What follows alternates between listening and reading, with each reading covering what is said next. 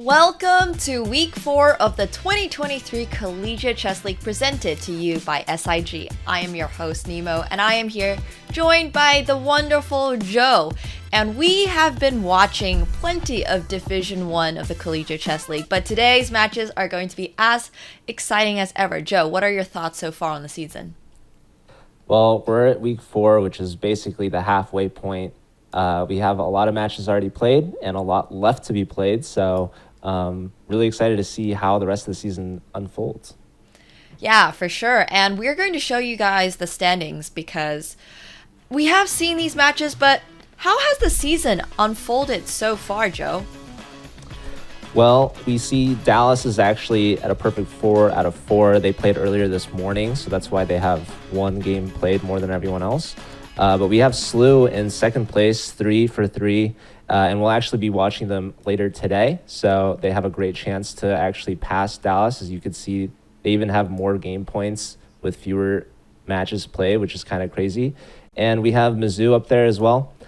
So lots of developments so far, and still lots of chess left to be played. So a lot of this could definitely change at any point. Indeed, and that does bring us to our very first match of today, where we are going to be seeing the University of Texas, Rio Grande Valley. So the other University of Texas. Last week we were watching Dallas. This week, Rio Grande Valley is playing against Yale. And for Saturday's round one lineups, I will let Joe take those away. Yeah, so we see UTRGV has a star-studded lineup here of 4 international masters up against Yale, who has 2 titled players and 2 untitled players. But most notably, Grandmaster Nicolas Checa on board 1 for Yale is the favorite of all the players, but he's got his work cut out for him. He's going to have to do a lot of carrying if the Yale team is going to have to stand a chance against UTRGV. So you said you had some interesting facts about UTRGV to tell us? I did. There are so many title players on their team, and this is actually going to be the first time that we see University of Texas Rio Grande Valley play this season. So, they have won the U.S. College National Championships for chess 3 times, 2018, 2019, and 2021. And last year, they were 3rd. So this is going to be one of the strongest schools this season, and I'm personally extremely excited to watch them play today. Joe has, been following the Collegiate Chess League scene for a very long time, but this is one of the first years that we are bringing you basically 24/7 coverage of Division 1. Right, Joe? Yeah, I'm really excited. And as you mentioned, this is their first time on broadcast this season. So they've been pretty busy. They had a lot of players playing at the World Youth down in Mexico City. So we're really lucky to be able to watch them today. And I hope they're also as excited as we are. So I'm really expecting them to bring their A game and show us what all the buzz is about for this Texas team. So I think they're going to be the favorite to play against Yale. Obviously, we've watched Yale a few times before. They beat Columbia actually earlier this season. UTRGV, I think, has only lost to Dallas, who is kind of unstoppable. So we'll see. I think UTRGV is definitely going to show us all their skill today. I am certain of that. And before the matches begin, let's give you a really quick refresher on today's match format. Yeah, so for anyone that's missed it so far, it's basically the same as the Pro Chess League, where you have a 4v4 team matchup. It's all play all, so it's a best of 16 games. First to 8.5 points wins. Time control is 5+2, so it's a fast blitz format. You get 1 point for a win, half a point for a draw, and nothing if you lose. If it's tied 8-8, you go to a 3+2 tiebreak round. And if it's still tied, you repeat that with 1+2 bullet until the tie is broken. So we're going to expect a winner today. It's going to be very exciting. Nemo, who do you think is going to win? Are we putting subs on the line? That's the most important question. That's going to be our tradition, right? It is our tradition. We have bird's eye view here, and I think it is important to note that please do correct me if I am wrong, but with a team full of international masters and also, just a really strong team, period, I feel like I do want to place my bet on University of Texas RGV. But by what score? What score? Now you're asking the serious questions. Yeah. I think Usually it's going to be you pretty ask me close. First. Yeah, it's close? True. Yeah, I think it's going to be close. I don't know how close it's going to be. I think, obviously Checa is going to be the favorite, but I don't know if he can go 4 for 4. That's going to be really tough against these strong IMs. Yeah, I hear you on that. So let's say that it's going to be Nah, 10 Oh, to 6 because Checa is going to win at least some of his games. I think there's going to be a couple upsets. Okay. So I'm down to place a bet. I'm going to go with 9 to 7 for UTRGV. I'm going to say it's close. 9-7. Okay. Yeah. Well, I was thinking 11-5. 11 to 5. Wow, so you're convinced that only Checa is going to win and one other person might get a win. No, I think Maxime is pretty underrated. He's a very strong player for this Yale team. He's actually the team captain for Yale, so he could maybe lead the way with a couple upsets of his own. Yeah, definitely could. We are going to be seeing all of the games start very soon. Don't forget we are on a slight staggered start so that we can see the openings come out from everyone.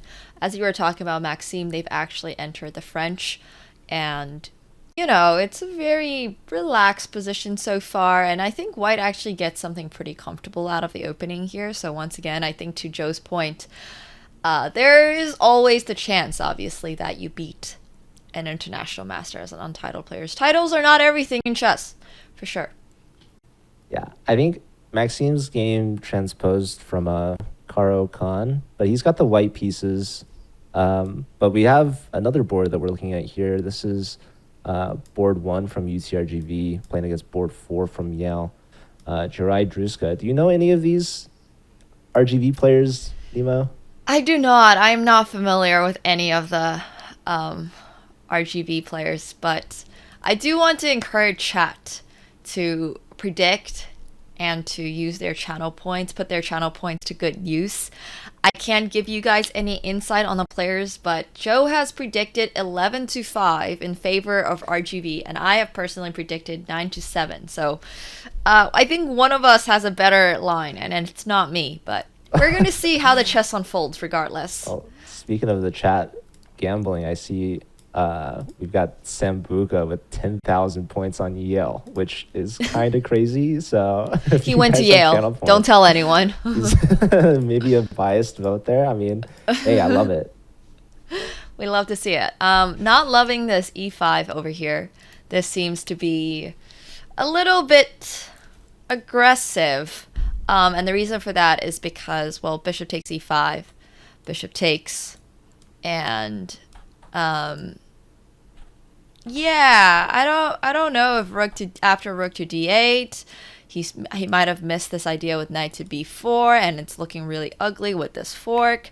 But the queen doesn't have a lot of really nice places to go because he also has to protect this knight. So it gets a little tricky in this position tactically, and I think black is actually playing a variation of the line that I just showed, but playing rook d8 first. So the queen is a little overwhelmed here. Not a lot of great places. This is also another reason why your queen shouldn't really be out in the open that often, just to let you guys know. Yeah, Druzhka, strong player, obviously. They have the queen tucked back. Queen c8 is a nice little move there, preparing the d8 square for their rook. And in that line that you mentioned, like, they're definitely going to be using that. And I wanted to mention last year, UTRGV's top board was actually their grandmaster Camille Dragoon, who I think graduated and is not on the team anymore. So that was a big factor for their win back in season 4. So it'll be interesting to see how UTRGV deals with not having a grandmaster on the team anymore. So Druzhka's stepping up here as board 1. For sure. I think having a grandmaster as your board 1 is something of comfort, right? When you have a grandmaster for your board 1, you're like, well, hopefully they will win. But here actually Druzhka missed the tactic, as I was talking about earlier. Instead of playing knight takes e5, if he had just gone bishop takes e5, I will show this line to chat. There is knight to b4 followed by this fork on d3 because this is pinned. So little tactical tidbits over here. Druzhka has unfortunately missed it, so instead he's going for checkmate on g2, and obviously there is always a chance that white misses checkmate, right? That is true. I don't suspect that Jorn will blunder it, but we've seen some crazy blunders for sure. I don't know. Jordan blocks with the knight, very natural, and then doubles up on the e file. Very natural. Yeah, so position still more or less even. Like you said, Druska missed an idea, maybe the most forcing line, but still lots of chess left on this game to be played. So maybe we take a look at some of the other games that have started. Yeah, absolutely. We'll go to bird's eye view before we do that to show you guys all of the games that are currently being played. Anything that particularly stands out to you, Joe? Well, we mentioned Maxime's game, but I definitely want to make sure we keep an eye on Checa, the board one for Yale. The board one for Yale, indeed. You might have seen Checa play last week as well. Very strong grandmaster, but I'm not sure he will be able to take down his opponent in this game in particular. However, I do want to point out that it's kind of fun having queen and two knights. I don't know if you guys are aware of this, but I've been very aware of this. I've been playing a lot of endgames recently, but queen and knight combinations can be so dangerous. So dangerous. Well, white has the bishop pair though, so I think it comes down to the kind of pawn structure that they're in, and right now it looks like the position's pretty closed with all these pawns. So I do like the knights, and wow, wait, we just saw a ton of moves just flash in, and Checa is going to town on the kingside pawns. Okay, well, remember what I said about the knight and queen? In this position, I would say that this position isn't exactly all that necessarily close. It's semi-close. We'll go with semi-close, but that was a brilliant move as offered by chess.com. F takes e3, queen takes g3 means that black actually gets 3 pawns in compensation for his knight. And white might think that swapping off the queen here means that he has a very easy endgame to play, but actually after queen takes, black had the choices of 2 different pawns. And we're actually seeing this exact checkmate threat once again. This is the second time we have seen it today, and we've only looked at 2 games so far. So it looks like Texas really likes the checkmate threat. Yeah. Can't blame them.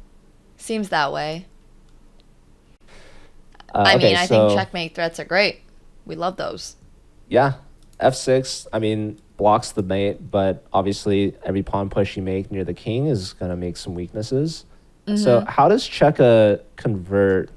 Like, he obviously gave up a knight to take all these pawns, but now his queen's all up near the king, but is completely alone. I guess, like, right now h4 is hanging, so white has to deal with that somehow. Yeah, I think white can offer a queen trade here, because otherwise losing the pawn probably brings a lot of uncomfortable situations once again, right? Like, Checa already has the 3 pawns for the piece. I'm sure Wang doesn't want to give up any more, but I don't know if he wants to play queen d4, considering after takes, black once again does get the choice of either one of these pawns.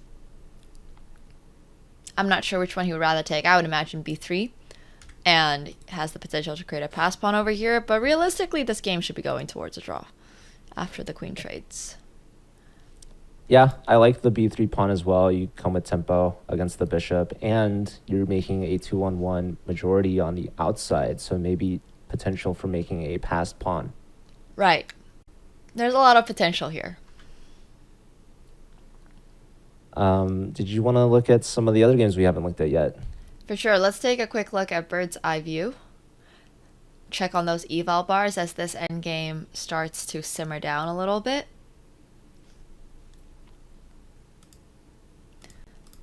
Chess indeed can be very, very wild at certain times. I think, as we have seen from watching the Collegiate Chess League for 4 weeks, for a full month now, we have seen everything from crazy openings to crazy middle games. It's been an absolute pleasure watching some of these top-level grandmasters play. We've seen brand new theory come from Awonder Liang, who claims that he has used the engine to study knight a6, knight b8, knight a6, knight b8, knight a6, knight b8. So you just never know what can happen in this tournament, and that's kind of what I love about, sort of this tier of chess. These players are extremely good, but there's still room to be flexible, and there's room to not be punished for playing, necessarily the top tier openings. Yeah, and speaking of Awonder's openings, we're going to be lucky enough to watch him play again later today against Slew, maybe UChicago's biggest rival in all the CCL. But looking at this bird's eye view, I want to note we haven't looked at Linden's game yet, and it looks like Linden's actually doing pretty well. Linden does look like he is doing pretty well. I'm just looking at this position and I'm trying to think, wow, what happened here? But it does look like both sides decided to castle opposite and then decided to start an attack on the opposite sides of the board. Why do you think Black's position here is, so much better? Technically, so much better. Well, I think that Black, it looks like the H-pawn's really weak for white. I think that Black's king is pretty safe, actually using that kind of as like a shield or like an umbrella. And at some point, Black could decide to win it. I would say like Linden's position's good, but he does have to watch out on the clock. He's under 30 seconds to his opponent's 2 minutes. So maybe we could expect a huge swing in time pressure. Yeah, for sure. I mean, I think,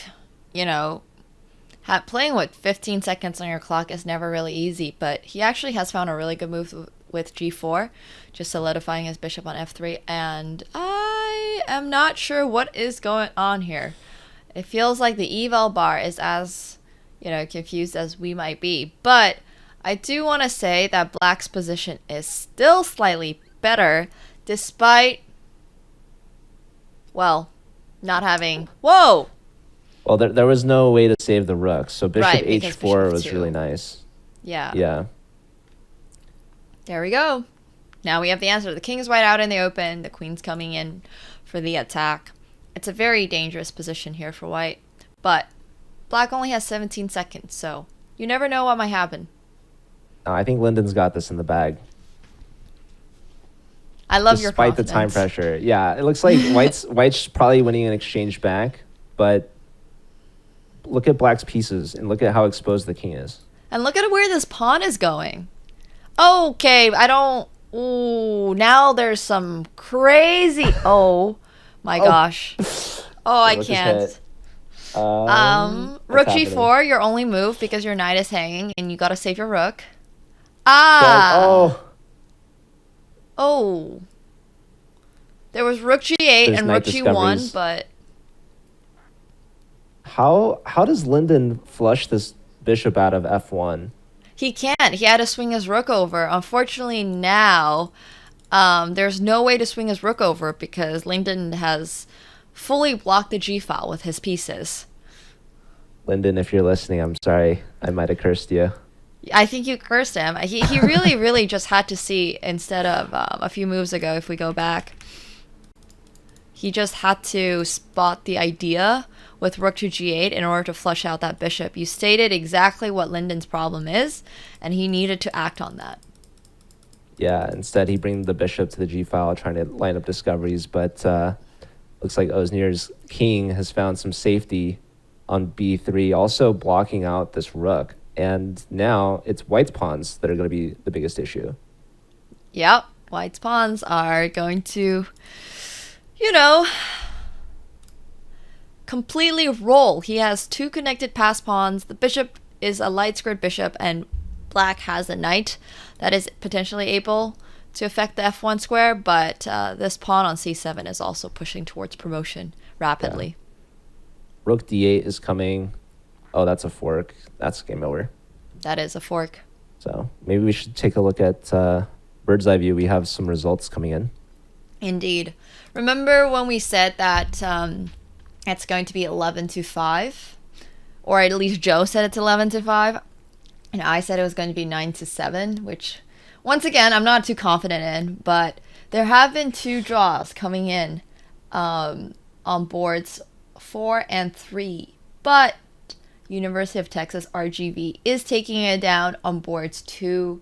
Oh, sorry. I might have read the boards wrong.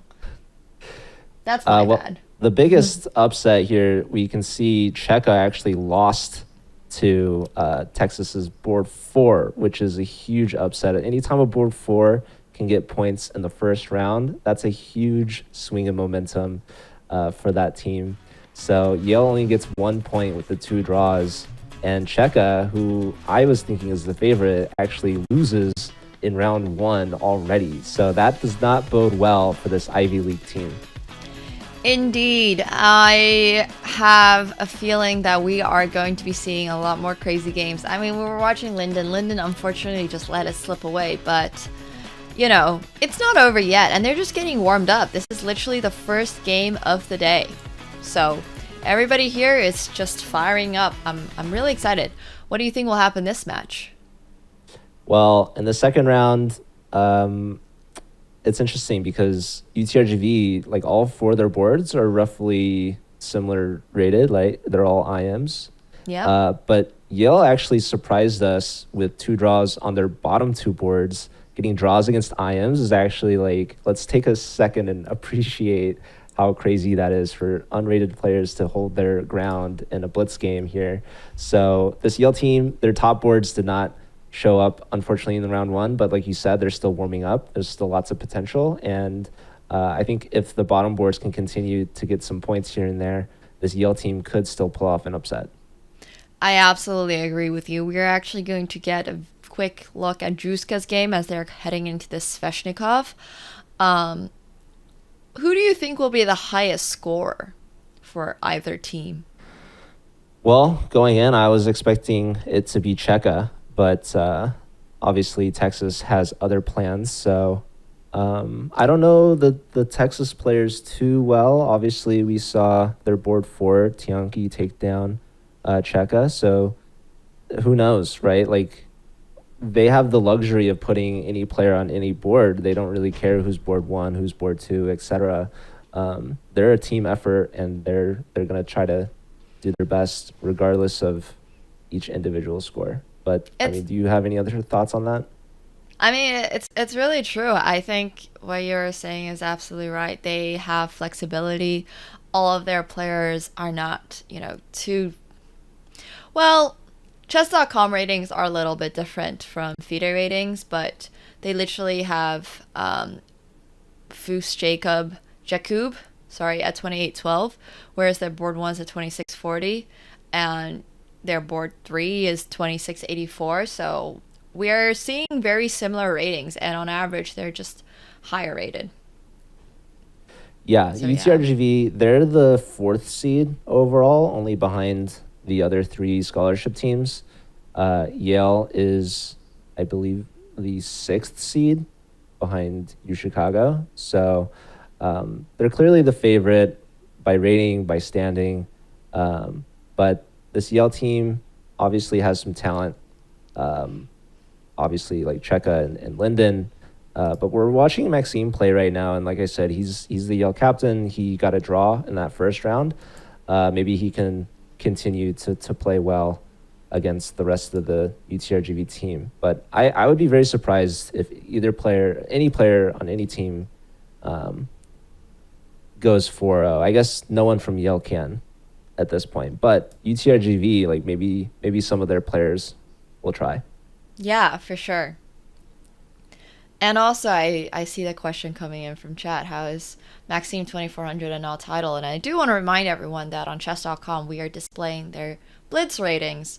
And in order to get a title, you actually have to go into the physical world, touch grass, and that is a process that a lot of people would rather not partake in. So, they're keeping their chess skills all online, which honestly benefits us because the Collegiate Chess League is being played online, but with in-person finals, right, Joe? Wait, what are in-person finals? Are there in-person finals for Collegiate Chess League? I wish. Not yet. Oh, not yet? Okay, sorry. I don't know why I thought that there were in-person finals. You might be thinking of the Pro Chess League finals. I might be. I really might be. That would be awesome. That's always been my dream. Like, eventually, I hope that the CCL gets big enough that every match is in person. Like imagine flying out your team, your chess team, like That any would be other so sports cool. team. Yeah, Yeah. I mean, we have big football leagues in the US. We've got big basketball leagues for collegiate levels. Why don't we have big leagues for chess? We can Well, do all we're of that. we're working on it. It starts here, Nemo. It starts It with does us. start here. It's true. It does. Yeah. All right, let's take a quick look at the bird's eye view as Druska and Maxime figure out the theory for this Sveshnikov. But I would like to take a quick look at Jakub's game. I don't believe we have seen him just yet, but we see that eval bar creep up a little bit. Yeah, this is Eh, not looking for good for Jorn, the board 4 from Yale, and he's gonna have a tough match today against 4 IMs. He is the lowest rated player on either team, so he's already getting beat here with the black pieces in round 2. Nemo, do you want to show us what exactly the computer is seeing about this position? Yeah, the engine really likes bishop to h6, but I do want to mention that bishop h6 isn't particularly the reason why white's position is better here, and it really just is the fact that white is up a pawn with pair of bishops in this position that is just carrying, the whole weight of his game. If they swap off the queens and go into the endgame, surely white will have a fairly easy time converting this position. So, just a very standard endgame. Being up a pawn means that you have no chance, basically whatsoever, of losing. And it's a very comfortable position to play. So, A props to pawn Yaku. is a pawn. Pawn is a pawn, said Yes. some famous grandmaster somewhere. Yeah, the pawn, but also the bishop pair, and the position's very open. Do you think that it looks like Jakub's not trying to trade queens quite just yet? Instead, opting to try to trade one of the bishops, which I gets rid don't of your love bishop pair. this. Yeah, also because white will get these double pawns, and double pawns are way worse than not double pawns because now you just have 2 pawns on the same file. So, Yeah, so maybe a misplay here from Jacob, and that could be a good chance for Jorn Demand to try to get back into the swing of things. But did you want to take a look? I think we have some interesting developments on some of the other boards. absolutely, we'll have a quick look at bird's eye view again as we see Lyndon Lee once again having a huge advantage. Do you think he will convert this time? Oh man, if I jinx him 2 games in a row, I'm gonna feel terrible. Well, no, you should try it. You should try your powers of Jinx, honestly. You should just do it right now. No, if I want to jinx anyone, I want to jinx his opponent. That's I fair. Are guess you cheering for Lyndon? Are I'm you for cheering sure for the cheering for Yale Lyndon. University?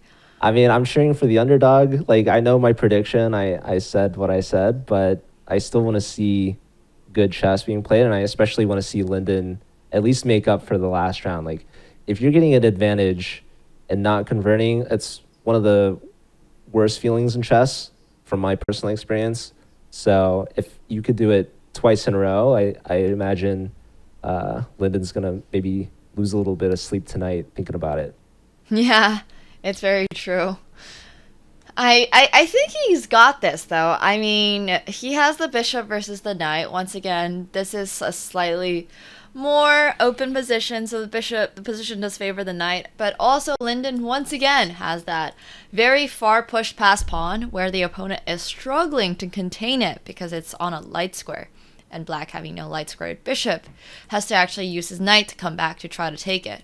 So that is what black is going to be focused on at this current moment, giving Lyndon the time to simply reposition his pieces, maybe move the rook down to the 7th. A lot of ideas over here. Actually, I don't see the best way for white to try to hold on to that pawn. I like Tianqi's idea, knight f7, preparing to reroute and just target that passed c pawn. So I'm looking at the evaluation. It's loving white, and it's saying the top move is f4, and I guess that boxes the knight out, but what's wrong with knight d8? I think that with knight d8, you are just once again facing the wrath of rook to d7. So if you take this, there's bishop takes, and then once queen takes. Oh, also you have rook Oh, there's rook d6. d6. That's beautiful. Yeah. That's huge. Okay. And if you don't take, then the rook's coming onto the seventh, where once again you'll have either a rook on the seventh or you will have a really strong pawn. Okay, so it looks like instead trying to go for that queen trade and invite the knight to e5 with tempo. And this also just unpins the rook. So I like this move.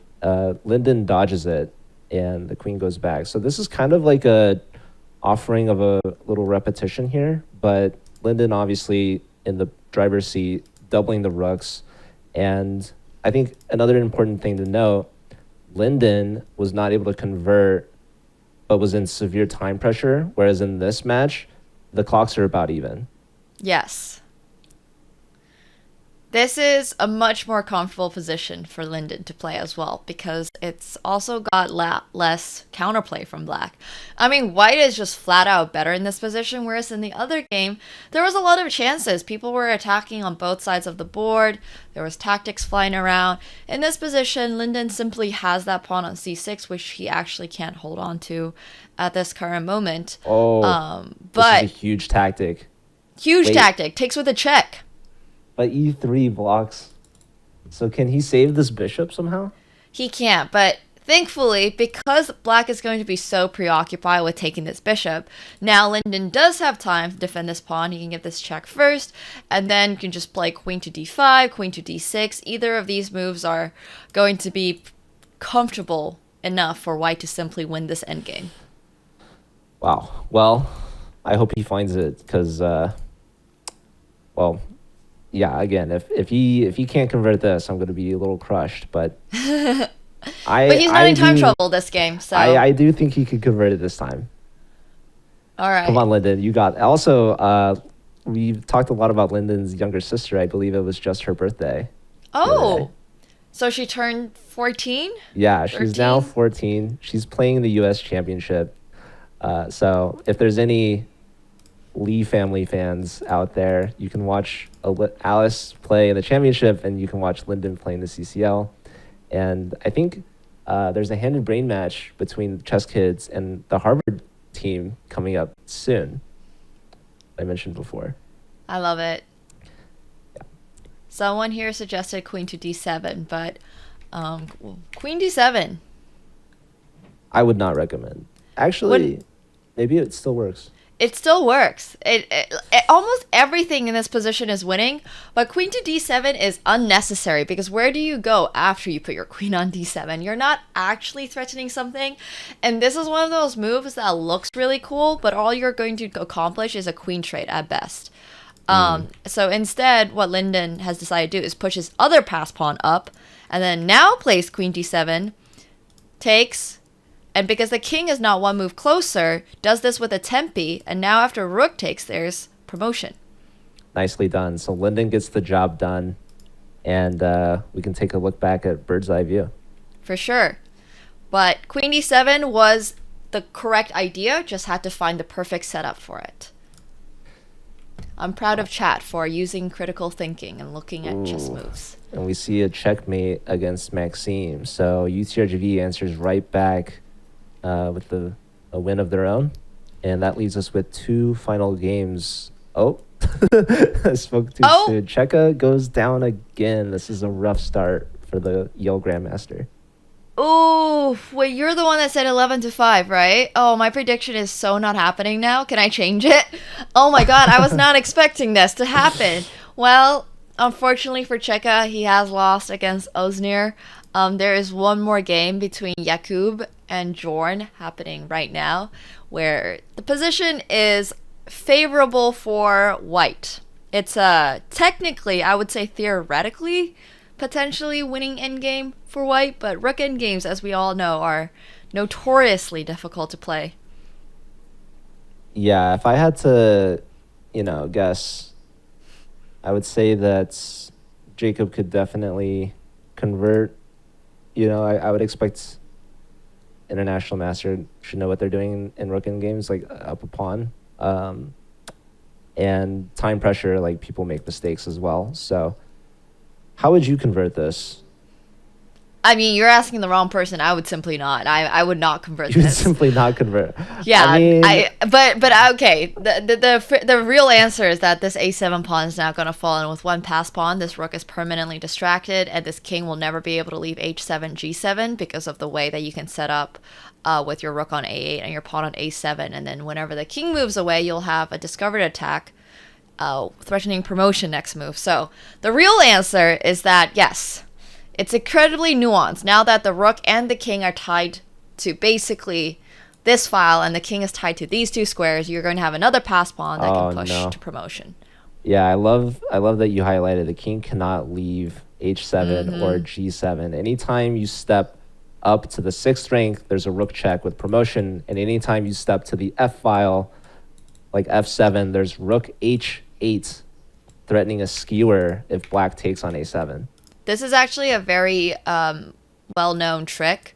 Well, I don't even want to call it a trick. I think this is just endgame theory, I would say. So king goes here, discovered attack, boom. And then you have promotion next move. And instead of that, if the king tries to come in to defend against this pushing pass pawn, there's rook to h8, rook takes a7, rook to h7. And this is one of those tactics, one of those endgames that everybody should know. Really, everybody should know this if you're trying to play rook endgames. So to answer the question, how would you do it? The answer is do what Jacob did. You played it perfectly. Exactly, and do your endgames, kids.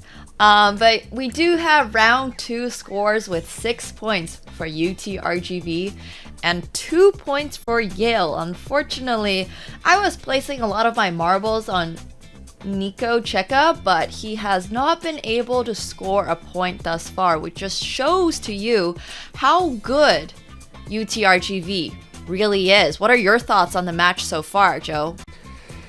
Well, it's going more or less how I predicted it, Nima. I guess both rounds 3-1 in favor of Texas, but still we have half the match left.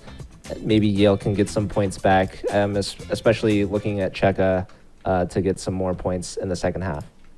Yeah, absolutely. I mean, I think the matches so far have been really exciting, and I'm always happy to hear what everybody's thoughts on it are. But to me personally, it's felt like I might have expected Yale to have a closer score. My prediction was 9-7, but it feels like Joe has had a much better grasp on the true strength of UTRGV. So, you know, two rounds have been played so far, and we're gonna go on a quick break. But you know, everyone should stick around, and also don't forget to check out Judith Polgar's Global Chess Fest on Sunday, October the 15th with Chiz tomorrow. Join us in celebrating the game that connects us all with Judith Polgar's Global Chess Festival. Tune in for a triathlon of tandem chess, puzzle battles, bullet chess, featuring our very own David Owl. Use Command Chess Fest in chat for the details on the event. And a reminder, don't go anywhere right now. We just watched University of Texas Rio Grande Valley taking on Yale University, and we will have more chess for you right after this.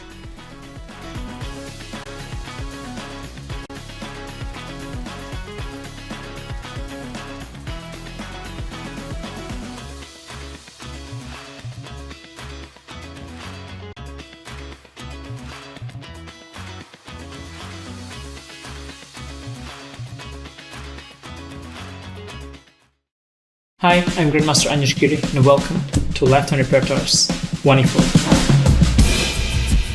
The so-called Latvian gambit is horrible. F5, knight takes e5.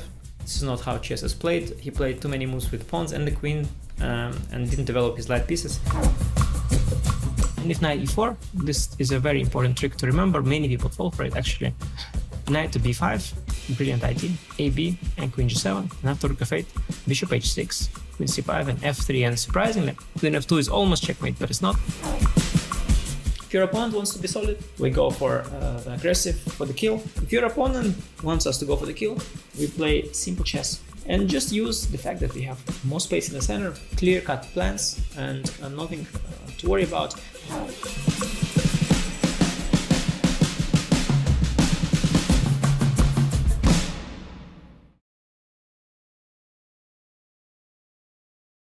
Today we're gonna go down into the New York City subway, set up a table on the subway platform, and see if we can get some strangers waiting for their trains to play chess with us. All right, now I'm gonna see if I can get anybody. Hey. I'll be white. White. Yeah, 'cause I need all the advantage I can get. Sounds like he knows what he's doing a little bit. Don't worry, I'm not that good. Yeah? You're just out here playing chess, not that good. Got the chess.com app. You ever play on your phone? Oh, yeah. You said he barely played. I'm a teacher. What do you teach? Chess. I'm just kidding. Self-defense. How do you stay sane? I used to do a lot of meditation, take medication. What's like lesson 101 of self-defense? Run. What are you listening to right now? Train, Sean Paul, Ed Sheeran. What is the meaning of life? It's funny because like what I'm doing I feel like doesn't align with my philosophy on what the meaning of life is, but it's like obviously spend as much time with family as possible. The best person you can be, get closer to God, not to be evil to each other. There you go. Good game, thanks for playing. Good game, thanks man. for playing. I appreciate it. I'll see you in a self-defense class. Enjoy Harry Styles.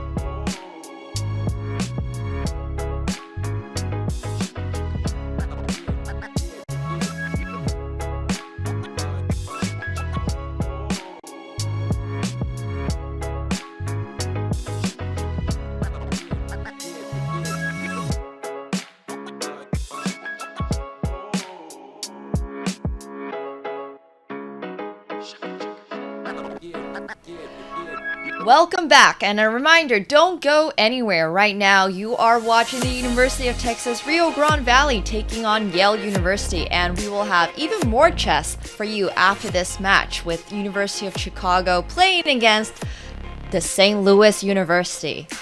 So, welcome back everyone to the Collegiate Chess League, presented to you by SIG. I am your host, Nemo, and I am joined by the very, very wonderful Joe. As of right now, UTRGV is leading against Yale. And Joe, what are your thoughts so far on this match? Well, I'm not surprised by the score, but I am surprised by how we got there. In round one, we saw two very interesting draws from the boards 3 and 4 from Yale, and 0-2 start for Grandmaster Nicolas Checa. So he's got a lot of work to do in the second half to try to redeem himself. Maybe if he gets 2 wins in the next 2 games, he can go back to a neutral score. But still, that would be poor performance from a Grandmaster expected to play against these IMs. Wow, those were some fighting words coming in from Joe. Joe did not hold back whatsoever. I really respect that. I do think that is very valid. Typically, when you see a grandmaster play against a national master, you would expect them to perhaps perform slightly better. But I do also want to remind everyone, in defense of Nicolas Checa, everybody has a bad day. You never know. There might be an exam today. Who knows what happened last night? There's just so much going on. And obviously, these international masters are extremely high rated and extremely strong. With one of the international masters on UTRGV UTRGV actually having the same blitz rating as Nico Checa. So, you know, do want to remind everybody, rating does not tell all, and titles do not tell all, as you can tell from this match. Yeah, I mean, you said it, there's a lot going on behind the scenes, but obviously, like, the UTRGV players are students as well, and they're doing a lot in their school life, but they're also on a scholarship school, right? Like, they're there to play chess as well, and I'm not surprised if a lot of these IMs are actually trying to chase some GM norms right now. Yeah, for sure. As Joe mentioned, you might have heard of this term scholarship school. So in the US, and also I presume in other countries, I do know of a few special cases where school offers you a scholarship for playing chess on their team. And I had actually gotten one of these scholarships to... Actually, I don't think I actually got the scholarship from the chess. I think I just got a straight scholarship to St. Louis, but that's a different story. I declined because I wasn't planning on living in St. Louis for, 4 years. Sorry, Joe. But it would have been really fun to be able to play chess all throughout university. And that is what some of these players get to do. I mean, obviously, on top of it, they have to study and they have to have good grades and all of that stuff. But they also get to play chess, and they also have a chess program, and they have coaches, and they have this whole wonderful system of being able to collaborate together, play tournaments together. Sometimes they go to World Juniors together, So being on a scholarship school can be really cool. I like that you said that I chose some fighting words there, but you definitely had some haymakers back my way. Exactly. I mean, you're going to be our very first interviewee for today, so I'm just setting up the mood, Joe. Wow. Chat, okay. get ready. Well, don't forget, we're also going to be watching St. Louis play later today, and we might interview some of their players too. So maybe they'll have some questions for you by what you meant by that. Shoot! I accidentally they accidentally caught some strays too. Oh man, you're fighting against everyone today, Nemo. Yeah, I really am. No, but in all seriousness, St. Louis is great, and they have done amazing things for chess. Where the American Chess Championships are also currently ongoing, right? I do want to point out that we have the match underway, Nemo. So maybe we could look at some of the games. We've got Lyndon Lee playing right now against Druska. Lyndon is actually the point leader for Yale. He got a dub in that last round. So do you think he could maybe carry some of that momentum into the second half? Absolutely. I think we've been seeing excellent play from Lyndon today. Unfortunately for him, the very first game that he played was absolute time scramble, but I think he learned a lot from that okay, well, sorry, what is G3? He's castling by hand. He is castling by hand. He is. However, I would have probably personally picked a longer way to castle by hand, just because this bishop fianchettoed is kind of powerful with a king on G2 and a pawn on G3. So I would just personally be really scared and instead have picked the longer way with H3, King G1, King H2. But I'm sure that this is also something that Lyndon has calculated, and he does have 4 minutes. We love to see Lyndon, that. He's castling by hand. Maybe not the best place to put the king, but he is up a lot of time actually, and that's definitely worth something, especially in this blitz time control. But did you also maybe want to check out Checa? I think we should definitely see how he's taken that halftime break to recollect himself and try to get back into the swing of things. Absolutely. Since Chad is currently making fun of my pronunciation of fianchetto, I assume it is not pronounced fianchetto, so I will go with fianchetto, which might be more accurate. Sorry to all the Italians out there. My apologies. All right, we are going to be tuning into Checa versus Jakub, and I just want to point out, is Jakub potentially wearing a bathrobe, or is that just like a really fluffy sweater? Maybe we could do a poll in chat. Yeah. To me, personally, it looks like he's wearing a shirt and then has slung like a bathrobe over it. like maybe it's really cold there and he's just staying cozy. I am all for that. There is actually a very famous poker player. Well,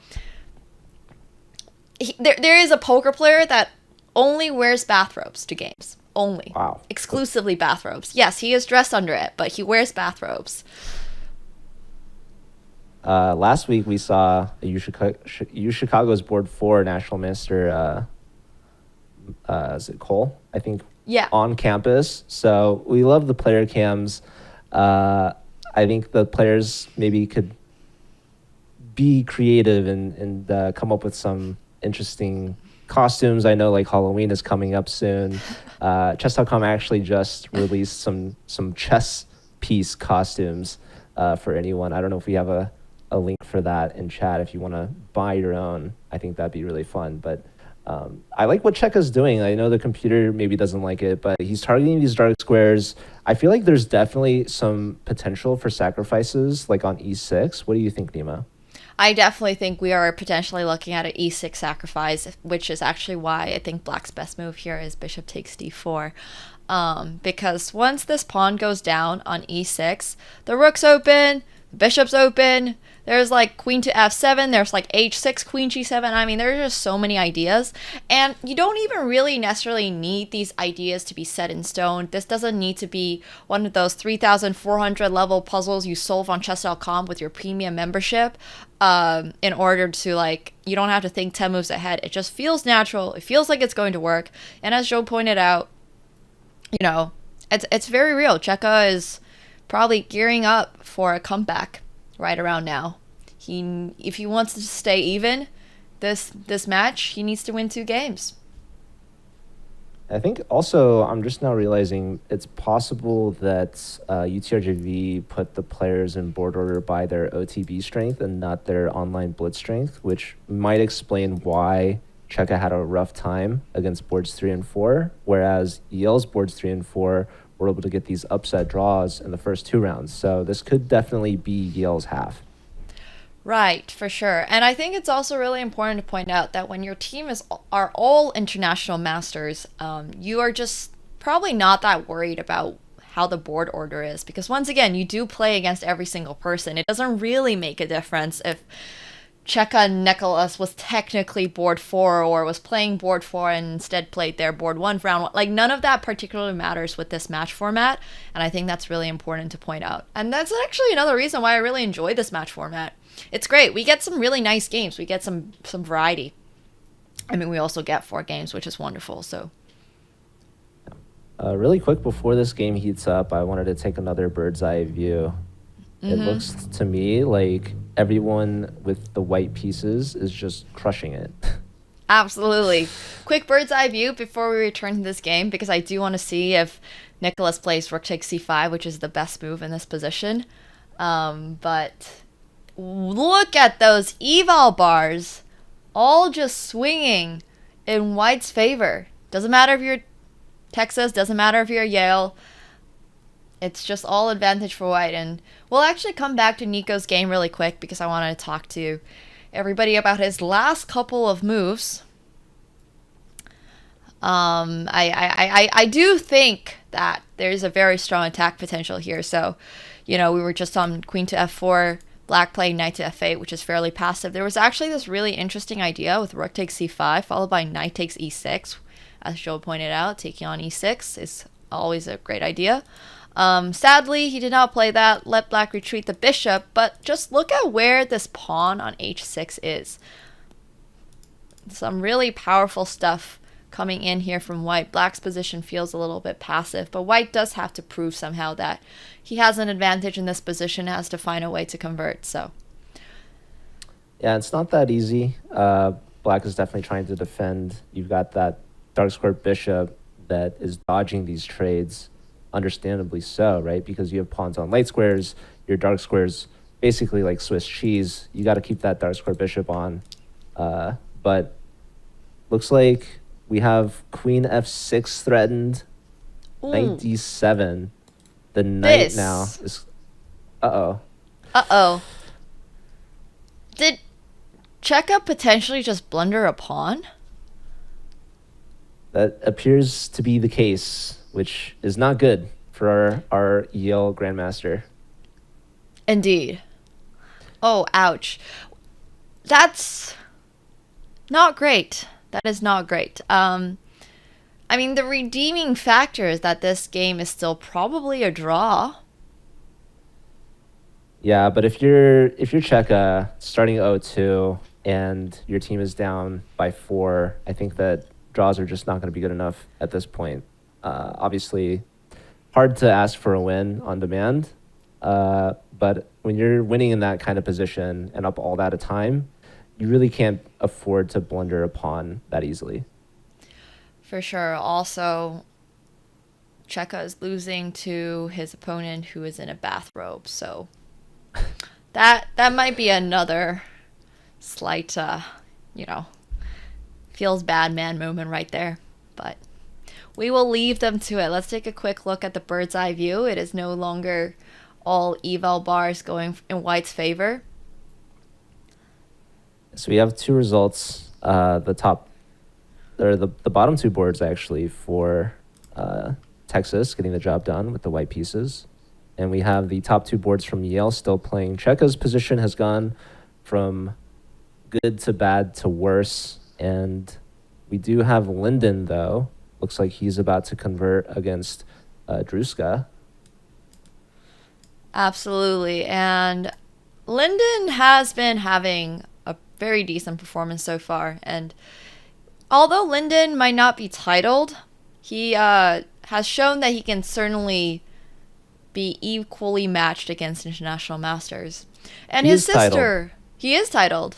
He's not FIDE titled, but he is titled. Oh, national master, right? Yes. I forget that national master titles don't show up sometimes because it's oh wow. Sorry, there's a lot going on here. So Linden has 17 seconds, so we don't need to go into the nuances of this position. But after king e8, there was just straight up e6, threatening rook to f7 with checkmate with queen to h6.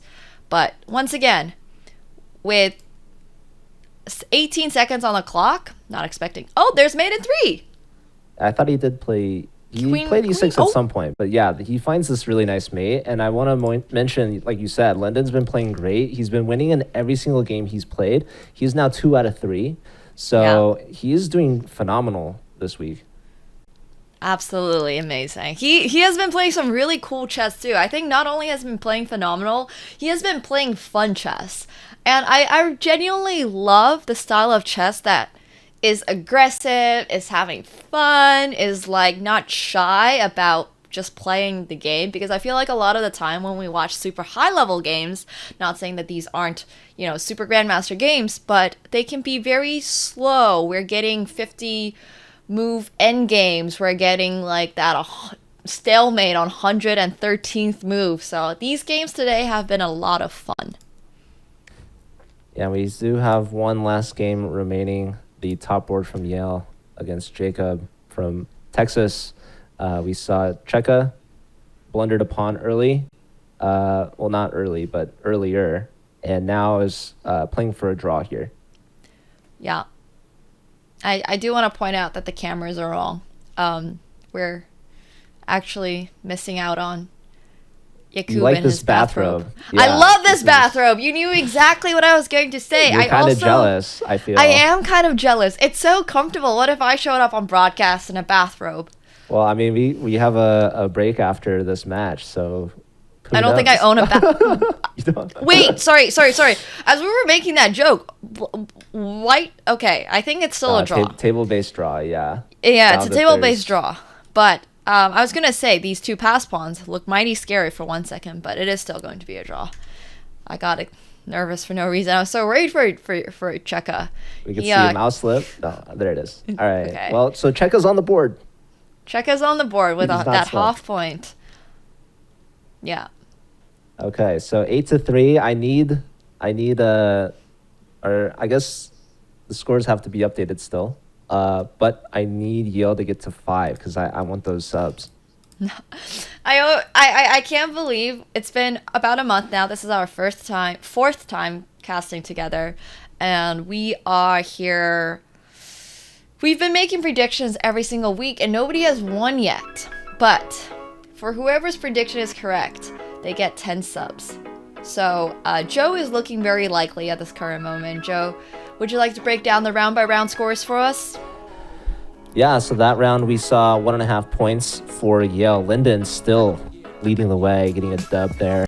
And UTRGV getting dubs on their bottom 2 boards and a draw against Checa, which is a phenomenal score, leading the match to 8.5, 3.5 in Texas's favor. So because Texas gets to the 8.5 point mark, they're officially the winner of the match. But we do have one last round, and these points do matter for the tiebreak at the end of the season, and that could be really important for the playoff standings.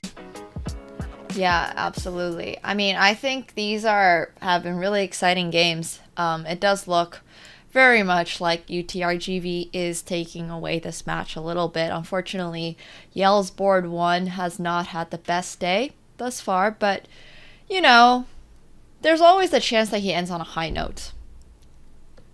Yeah, speaking of which, we have his game underway. This is board 1 versus board 1 in round 4. Obviously, Checa wants to end on a good note. Like you said, he still hasn't gotten a win yet, but he did get a draw on that last one.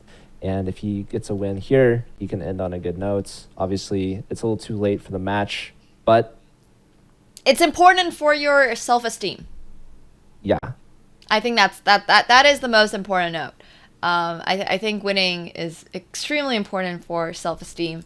I like just joke that even before, like if you're having a bad tournament, as long as you end on a win, it's probably not that bad.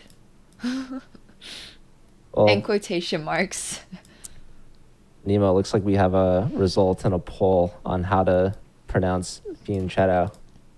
Oh, do we now? It's a 50-50 tie. It's a 50-50 tie. Oh my. Fianchetto. I mean, shouldn't that poll only be eligible for Italians? Because it's an Italian word? That's a good question. I mean, even the team that we're watching, right? Texas, Rio Grande Valley, right? It's a Spanish word, but it's a US city. So how do you pronounce, is it grand or grande or grande? Grande? You're asking the wrong person. I would say Rio Grande Valley. Rio Grande? Okay.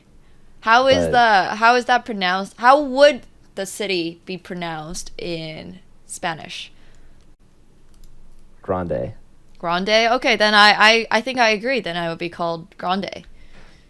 Well, yeah. Like the city of Los Angeles, that's a Spanish word. It should be Angeles, right? That's true. And I'm sure there's plenty of people out there. Well, it's kind of like Budapest. Like, nobody's pronouncing Budapest and a lot of the time in the Western world and pronounce it Budapest.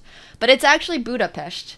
So those are the little things where I feel like at some point we all just sort of accept that someone who is not speaking that language natively might just simply not be pronouncing it the way that the locals do, and that is totally okay. Well, regardless of how it's pronounced, we can pronounce Checa's position pretty terrible bad here. It is absolutely terrible. So unfortunately, talking about him ending on a good note, it looks like it's not boding well for him at this point. Yeah, all I want to say is I feel for him. There's a lot of pressure when you're a grandmaster. A lot of the time, I don't know how his coaches talk to Checa, but traditionally when I am higher title than someone, regardless of rating, just higher title period, my coaches are like, oh, this should be easy. They're just an IM or something like that. And they're like, yeah, but they're actually like higher rated than me and have played more chess than me, and it's totally fine. So I feel really bad for Checa at this moment. Unfortunately, he has not had a good day, and it completely happens in chess. Yeah. If anyone is a friend with him or knows him personally, I would recommend Checa-ing on him after this. Well, that might have been worse than Checa's performance today. So that's totally fine. But no, seriously, the Rio Grande Valley team is extremely strong.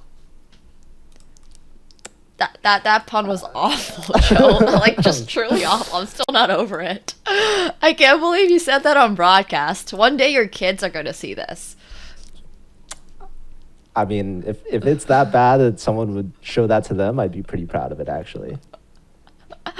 Okay, fair. I feel like having the presence of Danny Wrench as like the, figurehead of chess.com at times, he's definitely sort of given us a lot of dad jokes, so. Well, so has Danya. I feel like Danya is a pun master besides a grandmaster. Yeah.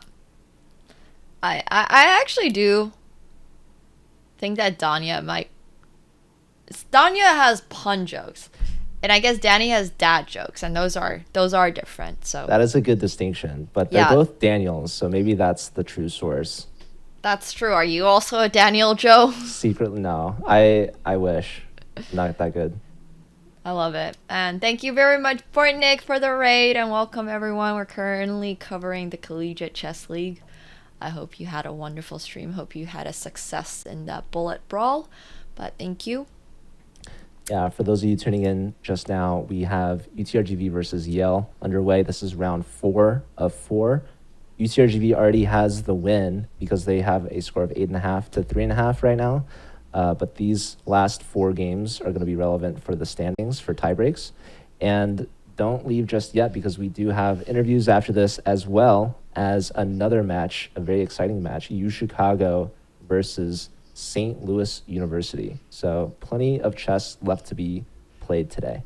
Indeed. And I also wanted to mention that we are watching the Board 1 play against Board 1. So we have International Master Druska here playing against Grandmaster Checa. Checa has unfortunately not had the best day, and Druska has had a very decent day. He is currently crushing this endgame. His opponent has doubled pawns on f6 and f7. And Druska is just going to go straight for the d5 pawn. Black is in a world of uncomfort right now.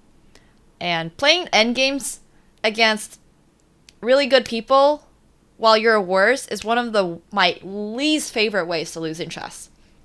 I would much rather go down in flames in the middle game, but just being outgrinded is just painful. So I feel for Checa at this current moment.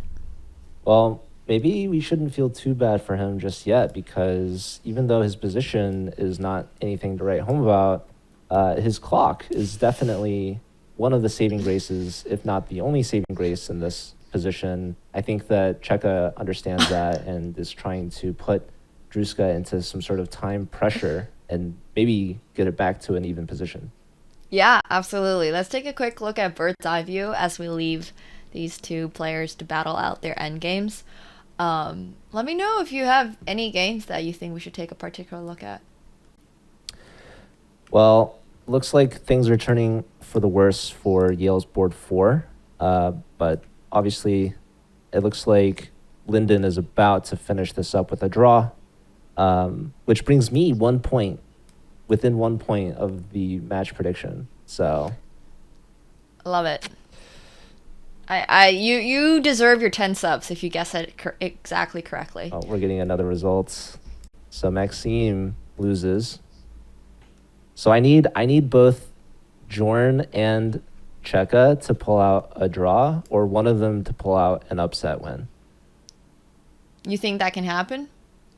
For sure. I think if I just were to ask the Texas players real quick, hey, I'll split some subs with you guys. Yeah, I'm sure. Yeah, I'm sure that could happen. But I do want to take a look at Jorn's game really quick. We haven't really showcased him that much thus far.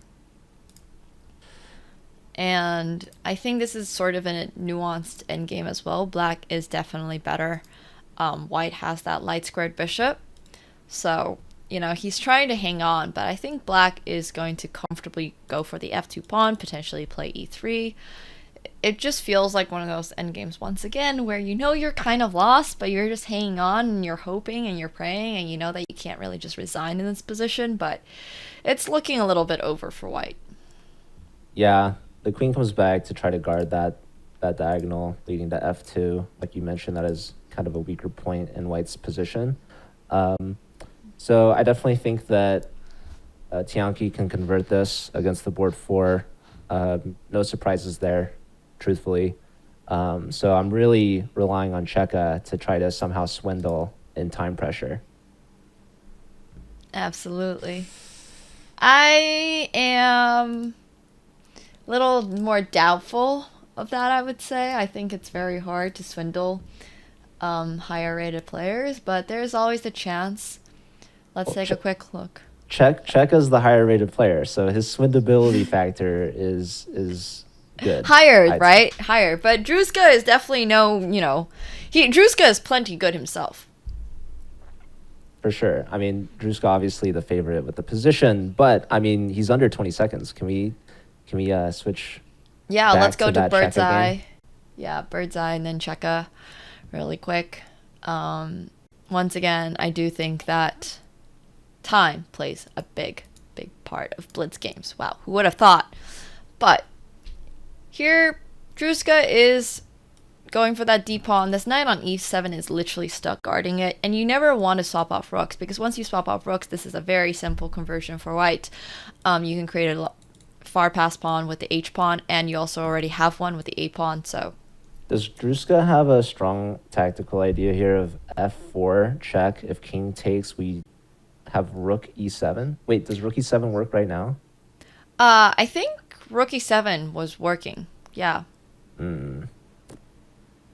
Yeah, that looked great. Not sure why Druska didn't play it. Maybe it was the 18 seconds that he had, and he knows that he can convert this rook endgame into a win. But indeed, there was a cute little fork back there. Unless, nope. It just is. This is just. I keep thinking like maybe these international masters are seeing something that I'm not seeing, but it just is a free piece. Yeah, I was thinking of like sacking on the pawn for f4, but the king just went there right away. So right. I don't see Druska throwing this game, but I can hope still for some sort of flag or mouse slip, or I don't know. But I feel like this is the second time now that I've been like within 1 point. Yeah, your predictions are way better than mine. I had so much faith in Yale. I predicted 9-7. 9-7.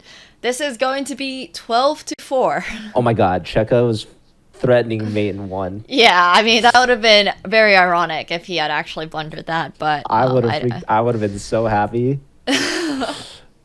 I would have been happy too. I would have been personally happy for Checa. Checa is going to fight back, and I'm excited to see him play in the following weeks, but today has just not been his day. He's not giving up. Which is good. You should never give up.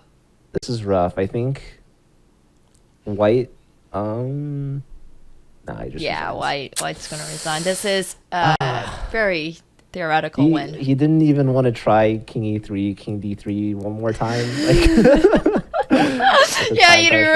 Like really has faith in his opponent not missing checkmate in 1, huh? I mean, it's almost like they're grandmasters and international masters. I mean, he tried it earlier in the game, but not to try a second time, I guess. No, I think second time isn't going to work, and unfortunately, Yale was not able to get any points this round. They got 1 point. Yeah, they had a half point. Sorry, that's my bad. They did get a half point this round, but UTRGV just out here with 12 points against 4. Very, very strong team. What are your thoughts on this all, Joe? Well, if you look at the player performance, I think that today we saw Linden really bring up his quality of play. He had a positive score against 4 IMs, which is a phenomenal performance by Linden. And I think the major takeaway is Linden with a rough performance. Only 1 draw out of 4 games. So Yale's going to have to go back to the drawing board. And with less than half the season left, it's going to be tough for them to try to get to the playoffs. Yeah, absolutely. I think we've had some really fun games today. Unfortunately, the scores. See, scores can be really misleading sometimes. You might be seeing that score coming in right now and being like, wow, this was a slaughter. What happened this match? Man, did they just lose really badly? But I do want to say, despite what the score looks like, there were a lot of really close games. There were a lot of really interesting matches. And I think everybody here has learned a little bit of tactics, at least, and a little bit of end games. We've had some very instructional games. Unfortunately, not always, in the higher rated player's favor.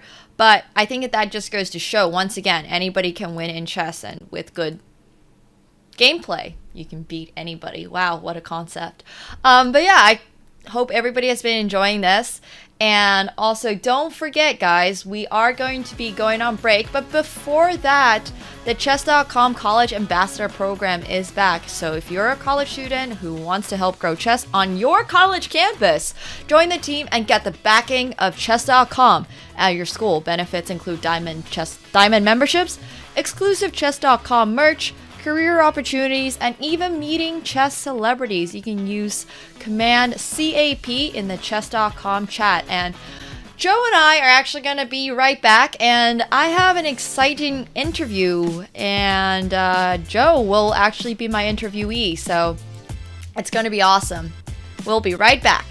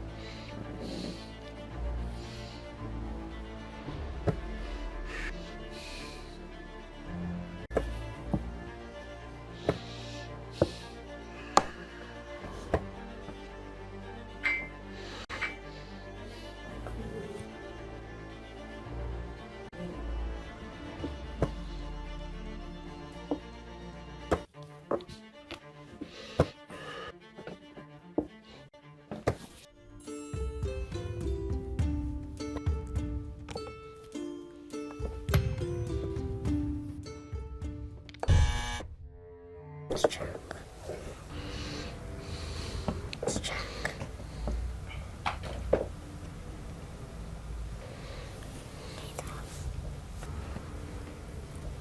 Peter. Let's check. Let's check. Oh, sorry. I didn't hear you say anything.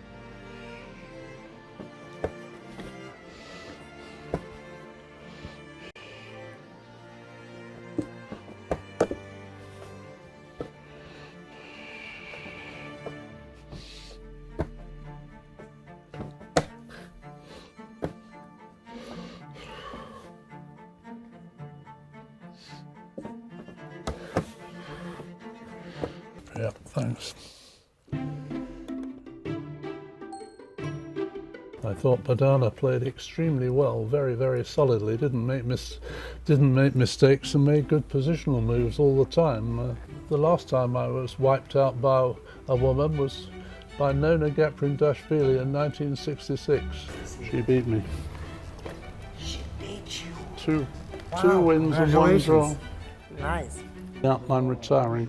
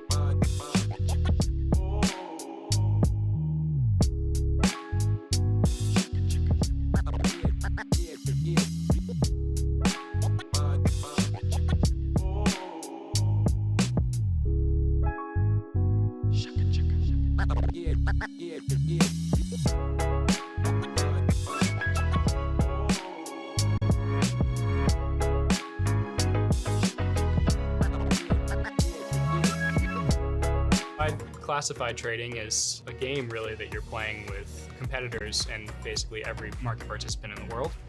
My path, I came in as a poker player, but I think that the main thing that everybody has in common is a sense of competitiveness and interest in gaming and strategy in general. Yes, you can actually use gaming skills for your career and for something to do on a day-to-day basis.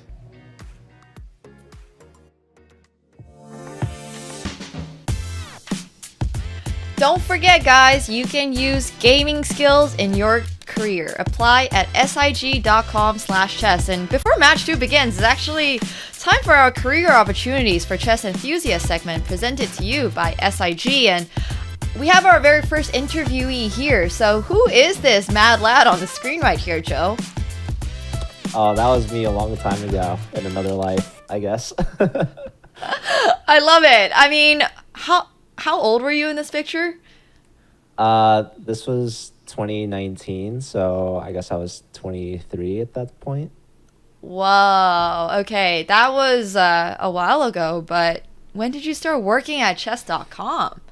So I started officially working for chess.com back in 2021, which was the 3rd season of the CCL.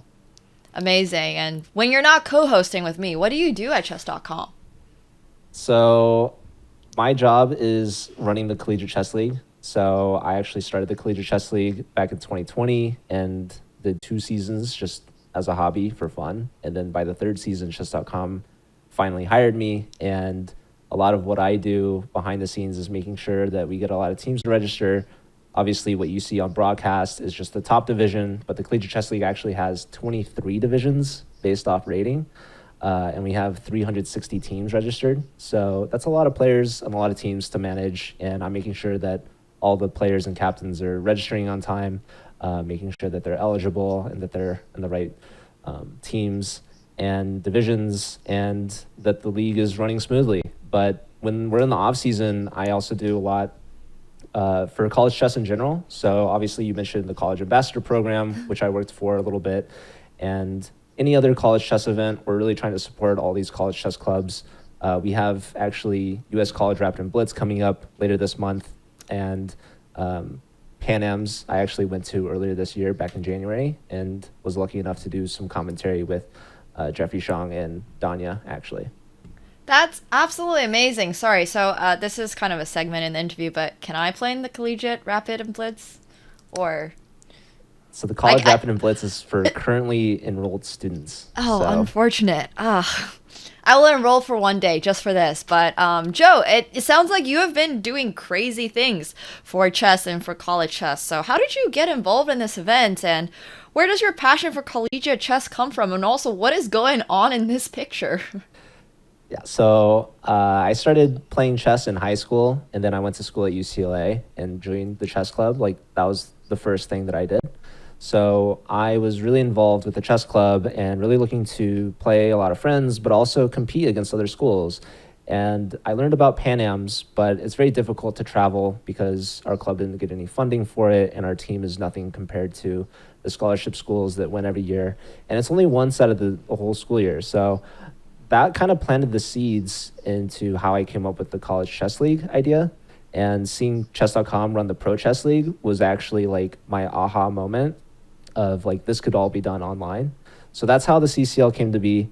And what's going on in this picture? Well, that is me and Danny playing over the board at Logic's house, actually. And this was around the same time that Danny actually hired me. So luckily, my job wasn't dependent on the results of the game because he completely destroyed me, but I got the job anyways.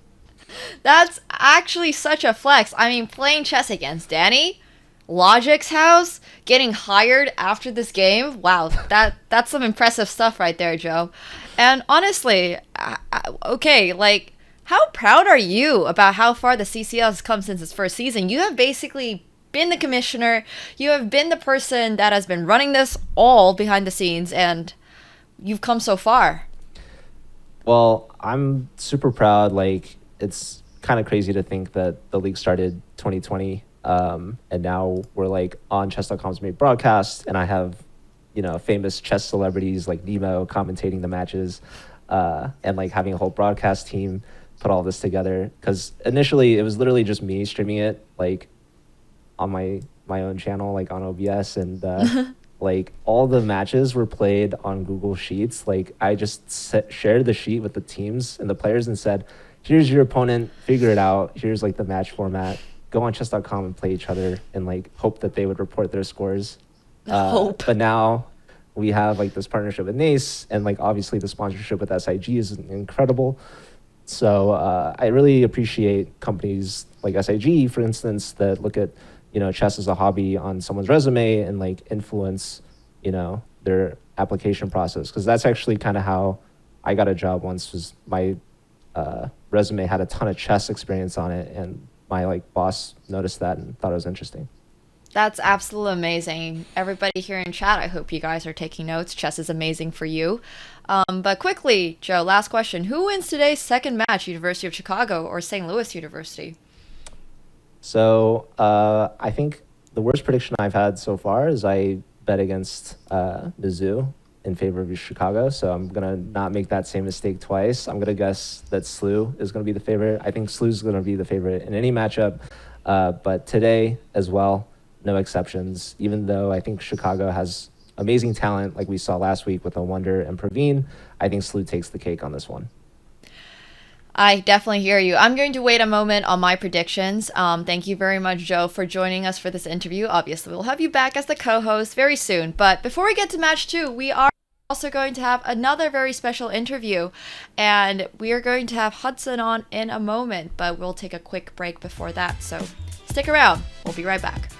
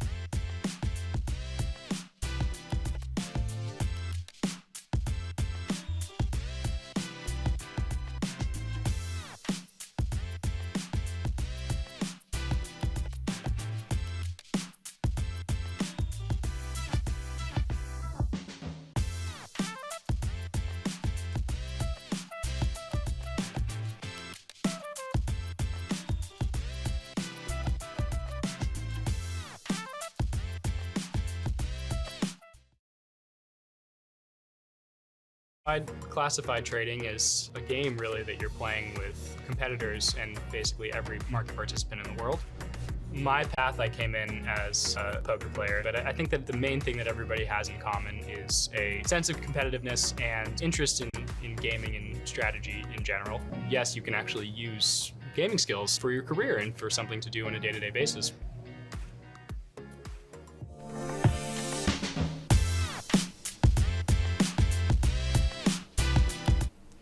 And now it is time for our second career opportunities for chess enthusiasts interview presented to you by SIG, and I am here with SIG quantitative strategist Hudson Kirkpatrick. So Hudson, thank you very much for joining us. As a quantitative strategist, tell us a little bit about what you do at SIG and also what your personal connection to chess is. Hey, it's great to be here. So as a quant strategist, a lot of my job is to look for patterns in the market and then try to code strategies around those patterns and trying to bet on what our predictions are for the market. And in terms of chess, I love that because I only started chess recently. So sorry. I only started chess recently, and started with a college roommate back in early 2021. So he was a lot better than me at the time. So I definitely had to face quite a few losses in a row before I got a couple of those wins in there. But fell in love with the game and I've been playing ever since.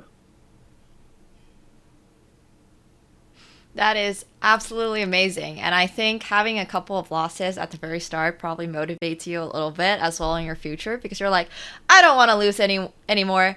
So as you develop trading strategies around patterns in the market, how has picking up and playing chess strengthened those strategic skills in your, day-to-day job? Yeah, well, when first picking up chess, you quickly learn that you just can't think only one move ahead. Even if you find a flashy move or a nice sacrifice, you have to keep calculating the whole line and check that it works well against all of your opponent's responses. And when designing a trading strategy, much of the same applies. That oftentimes you might have a great strategy that looks nice in theory and makes sense on a surface level, but a lot of the work is really examining that strategy in different scenarios and making sure that we aren't missing something that other players could potentially exploit. I love hearing those, connections. And I think that's really important as well for everybody who is listening, thinking about how you can apply, chess to your day-to-day life. Maybe not necessarily in quant trading, but what are some tips you can share with students watching on how they can use their gaming skills to advance and excel in their own careers? Yeah, I think many of us in gaming, love the competition and the intensity. But an aspect that's often underappreciated is the iterative improvement. After the highs of a win, we often want to go out and celebrate, and the lows of a loss might have you wanting to throw your phone at the wall. But I think the process of going through, despite the result, and looking back at your moves and your work and figuring out, in the case of a win, what you could have done better or, improved on, and in the case of a loss, how you could have avoided some of those mistakes. I think that aspect and really diving deep into those analysis is key, both in your career and in gaming. Thank you very much for your answers, Hudson, and thank you very much for being on this interview. I mean, Hudson is really cool. He has literally my former dream job. Before I started streaming, I wanted to become a quant strategist and trader. So really cool. Thank you very much for being on this, and best of luck to your chess career. We will have Joe back. We are going to be setting up match 4 between University of St. Louis and the University of Chicago as we currently have it in the channel predictions. We have 100,000 points on SLU, 48.7k of those were my points, and 12k of those were Chicago's points. I know I predicted SLU to win, but with that many channel points on the line, I kind of want to bet a little bit on Chicago, so that would be kind of a huge upset win, not only for the CCL standings, but also for the chat point prediction. But yeah, that was an awesome interview with Hudson. So huge shout out to SIG for bringing yet another awesome guest. Really appreciate that. But I'm excited to check out this matchup here. We can see we've got the two GMs from Chicago, of course, Awonder and Praveen. And they also have, their bottom two boards are also titled. We got FIDE Master Kapil and National Master Cole. But SLU has 3 GMs, and their 4th board is a new player this week, Gabriela Antova, who is one of their captains and also part of our college ambassador program. So, Nemo, do you know any of these players personally? I have known Benjamin and Nicolas for many, many years. So more familiar, I guess, with the SLU team. But I've also known Awonder and his family for a few years. I always remember Awonder being like a little kid and needing his father's help with tying his shoelaces and little stuff like that. Anyways, sorry, I have like all these really random stories. Like, I'm not that much older than Awonder. I'm like 2 years older or something. But I guess when you're like, I don't know, 11 and 14 or something, it makes it, oh my god, what are we seeing from Awonder? Oh boy, he's back at it again. He is back at it again. Can we please give the big screen to Awonder's game? He is there. He is looking at the board, and he has his rook on g6. This rook didn't come from h8. This rook came from a8. Well, Awonder is not disappointing. We saw him last week against the Virginia team start with knight a6, knight b8 a couple times, and even in round 3 he was sticking to it. Round 4 against Jason Moorfield, he played h4, h5, which in this game he's gotten both a pawn and h pawn out. And how is this not just losing? I mean, I know you're going to this like really deep analysis of the situation, but is he not just losing? I mean, he's got a. Well, it's really up to his opponent, Gabby. I mean, it looks like he's given up a rook in exchange. So I'm definitely rooting for Gabby here. She's a very talented player, of course, and Awonder is back to his usual shenanigans. And I actually wouldn't be surprised if somehow he still manages to pull this one out. I feel like Awonder has not been punished enough for what he has done thus far. No, he had 2 draws last match against Virginia in rounds 3 and 4 against their 2 titled players. So, like you said, he hasn't been punished enough. So maybe Gabby can give him his first loss. I definitely do think that Gabby is on track to that. She is not messing around. She's looking. She's taking this very seriously. She has 4 minutes, 31 seconds. She's playing this. As a matter of fact, my opponent has given me an exchange out of the opening. I have a much better position.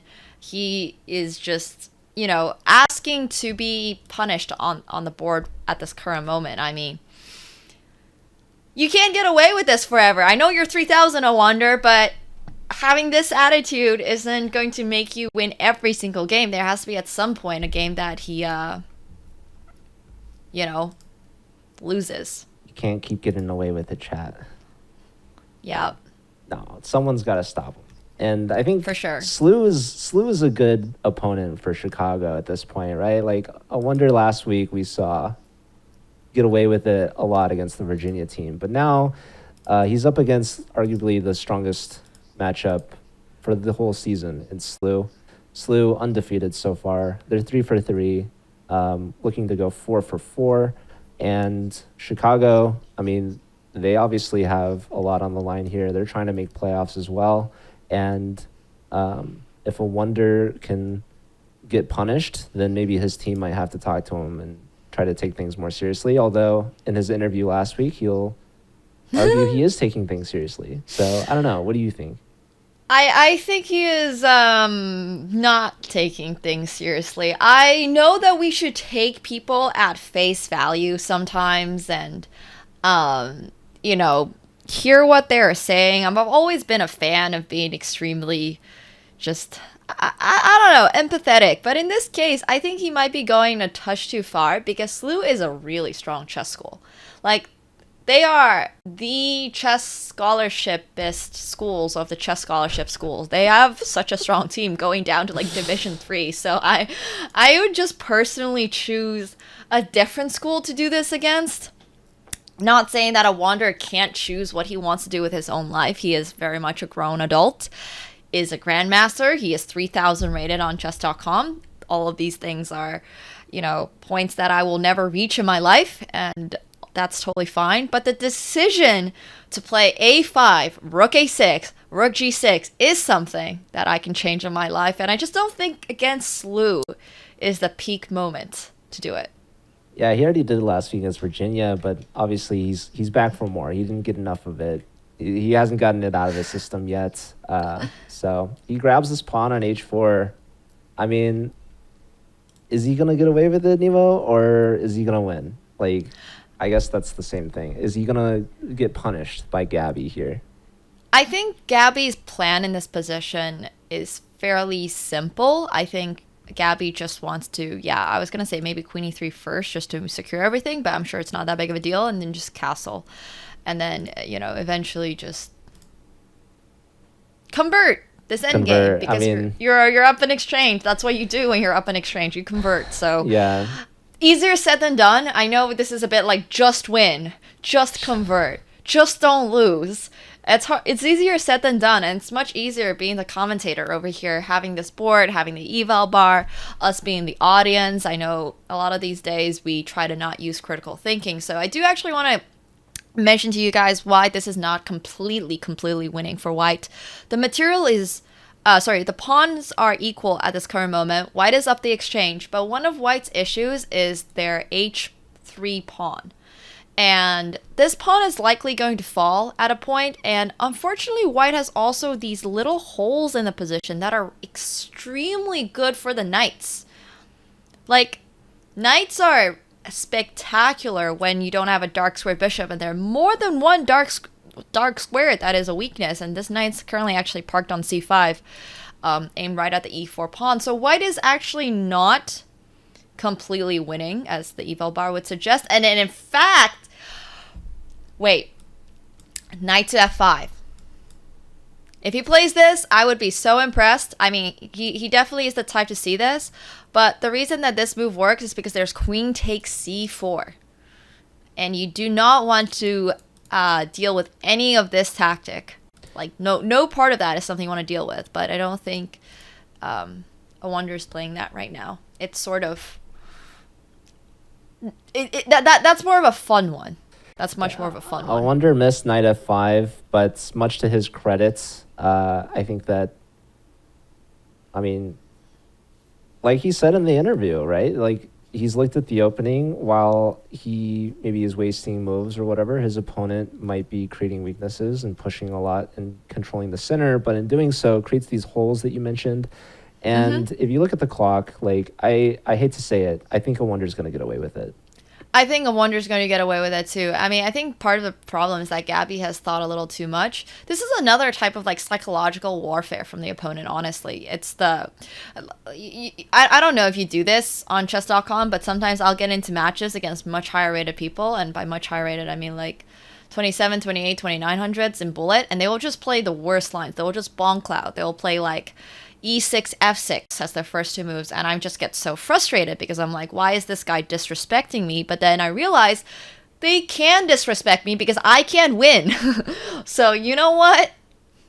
Sometimes the rating difference does show, sometimes the experience difference does show, and I'm sure this is not Awonder's first time playing a5, rook a6, rook g6 too. Yeah. You always think you can punish them, but easier said than done. Unfortunately, I think Gabby's also playing in her first match this season.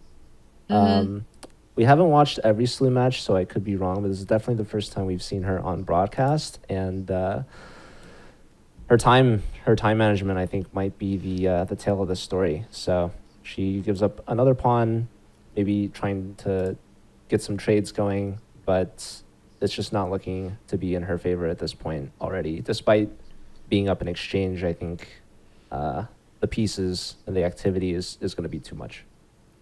I fully agree with you. This is kind of Jover, so I don't know. It's tough. It's really tough. I say it's Jover when it's Jover. So you say it's Jover when it's Jover. Have you seen the emote The Jover emote?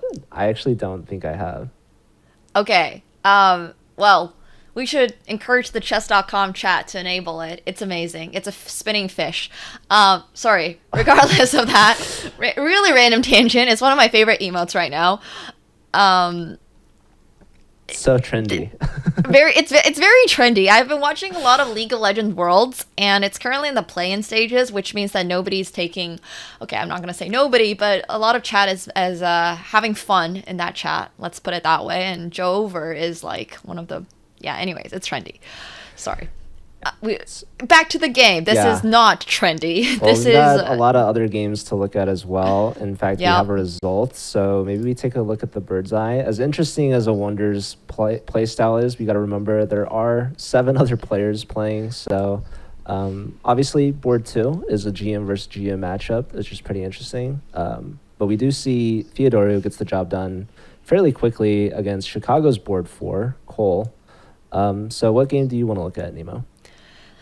Let's take a quick look at Benjamin's game. Benjamin is playing black right now, and it seems like a very interesting position. Once again, I love it when the eval bar says it's equal. And then you look at the position, and you're like, okay, but why is Benjamin here with less than 30 seconds and an unclear position in a Sicilian against a FIDE Master? You know, not saying that FIDE Masters can't be good, but Benjamin is 29.92, and I think White's actually got a significant advantage. I take it back. It was like equalish 2 moves ago, but once this king opens, it's over. Or is it Jover? It's Jover, actually.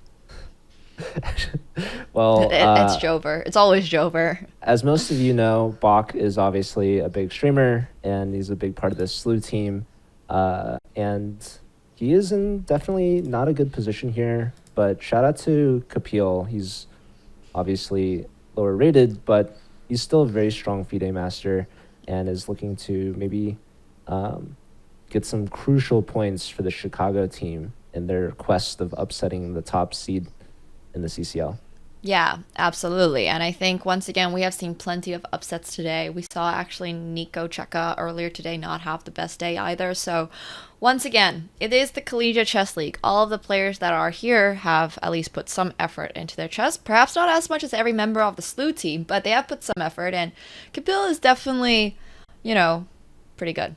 So, that being said, Grandmasters do have a tendency to find their way out of these little problems, and actually this rook pin is really bad for White, because now where do you go with your rook? You can't really get out of it. There's no way to defend this rook and move out of the pin. So I am a little worried here. Yeah, rook to d6 was not the best follow-up from Kapil. Bok might be able to get out of this now, but I do want to mention Bok's clock. He's got 5 seconds. There is a 2-second increment, so he is able to try to get some time back. So yeah, I mean, position looks great for White, but now it's not so clear. Now it's definitely not so clear. I mean, I still sort of like White's position just because I know it's blitz. I know Benjamin has 5 seconds on the clock. I have this idea that I should go, right, queen e5, queen d5, and just try to keep pressure. Maybe Benjamin will accidentally move his knight, and there's rook d7, and boom, all of a sudden you have checkmate. But obviously, partly wishful thinking. There's no way that Benjamin would blunder that badly. So White is going to be stretching a little bit here as Benjamin finds a very beautiful move. Just simple, attacking this rook. Once the rook moves, you swap off queens. Why does the computer not like it? There's rook d5 trading. Yeah, the engine doesn't like it because it's only a draw, and the engine thinks that as a human with 5 seconds left on your clock, it is very feasible to push e3 and go for a win outright. But what human is going to play e3 in this position short of Hikaru and Magnus? The 2 people in the world that would push e3 in that position are unfortunately not college students, so we don't get to watch them play. So the much more logical response is Benjamin's response, which is just trading off in this endgame, making sure he doesn't lose, and who knows, White might even still lose this because he does have a pass pawn. Yeah, I'm loving what Bok's doing with the king, and computer's saying it's a table-based draw now, so I think you can like sack the rook for the pawn, right? And your 2 pawns should be able to convert. It is a draw, not necessarily because, well, yeah, because you're just pushing your pawns up so fast. So, you're do you want to completely right, take a Joe. look at the tape or the bird's eye as we Yeah. have another results and one more game that maybe we should tune into? Yeah, for sure. And to answer your question, Olivin, yes, if Magnus enrolls in college, he too can play in the Collegiate Chess League. How exciting would that be? So Awonder did get his win, unfortunately, or fortunately, depending on who you're rooting for. But I think that we all kind of want to see this opening of his be punished at some point. So Yeah, it was not that game, but perhaps it will be later today. perhaps. I'm personally kind of like, last week I was sort of rooting for him, but this week I feel like if you do that too much, it is due, right? Like due time. So I don't know. Wow, there was this crazy idea. We see an under promotion from Kapil to a knight because he needed a check, otherwise a queen, and he would have been mated. So it's rook versus knight. I mean, this actually has some winning chances for Bok, crazy as it seems. Also, yeah, one of those positions where we are going to see the 50 move rule likely because there's no way that Kapil would ever just offer a draw. But we also have Praveen Balakrishnan versus Batsurin. Oh, and that actually just ended in a mate for white. Wow. Well, that leaves us with the only game available here, which reminds me, we actually haven't done our predictions. What did you say the score would be? So I guessed Slew would win, but I didn't say the score. If I had to put a score, I would say maybe last one I said 11-5 and it ended up being 12-4. So this one I think maybe I'll stick with I want to stick with 11-5. Okay, I'm gonna go 12-4. Okay. For All Chicago, right? No.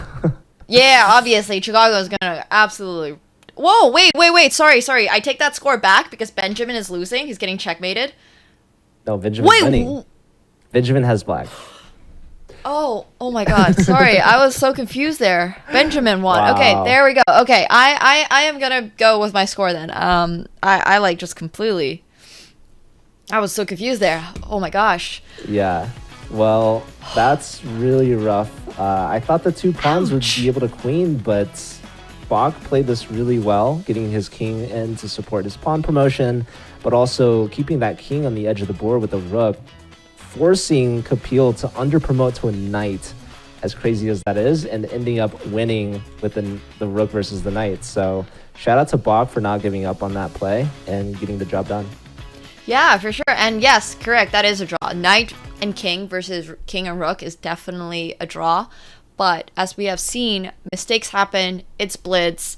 And it's also not the easiest draw in the world. So we always like to say it's theoretically a draw, but over the board, I bet you and I both are going to lose that most of the time. But I really do want to jump into this Awonder game. Awonder is going to play a normal opening for once. This is the first time we have seen him play a normal opening. And by normal opening, I mean that he has fianchettoed both of his bishops and has a pawn on d4. So for our standards, this is very much normal. And he's castled. Which is Wow. also pretty impressive. Yeah, we have low standards here for normal, huh? Man, I wonder he's not sticking to his tried and true methods, I suppose. Maybe the draws last week against 2 title players has made him reconsider his opening choices against a grandmaster at Slew like Batsurin. Yeah, I do like his opening choice, though. I think his opponent has also chosen something very solid. So, once again, there's nothing to be punished for playing fianchettos early. It's just going to probably go to a more slow game. And I think Awonder also enjoys not playing highly popular theory at this current moment, which honestly, I can't even blame him for. Have you seen current theory? I'm not sure about Awonder's theories, but I do think that it would be really funny if this is actually Awonder's first loss because he's playing normal openings. So maybe he should stick to his tried and true method. True. H4, I'm just H5. Yeah, I'm just personally glad we're out of the Berlin Spanish every game meta. That was a tough meta for me to watch.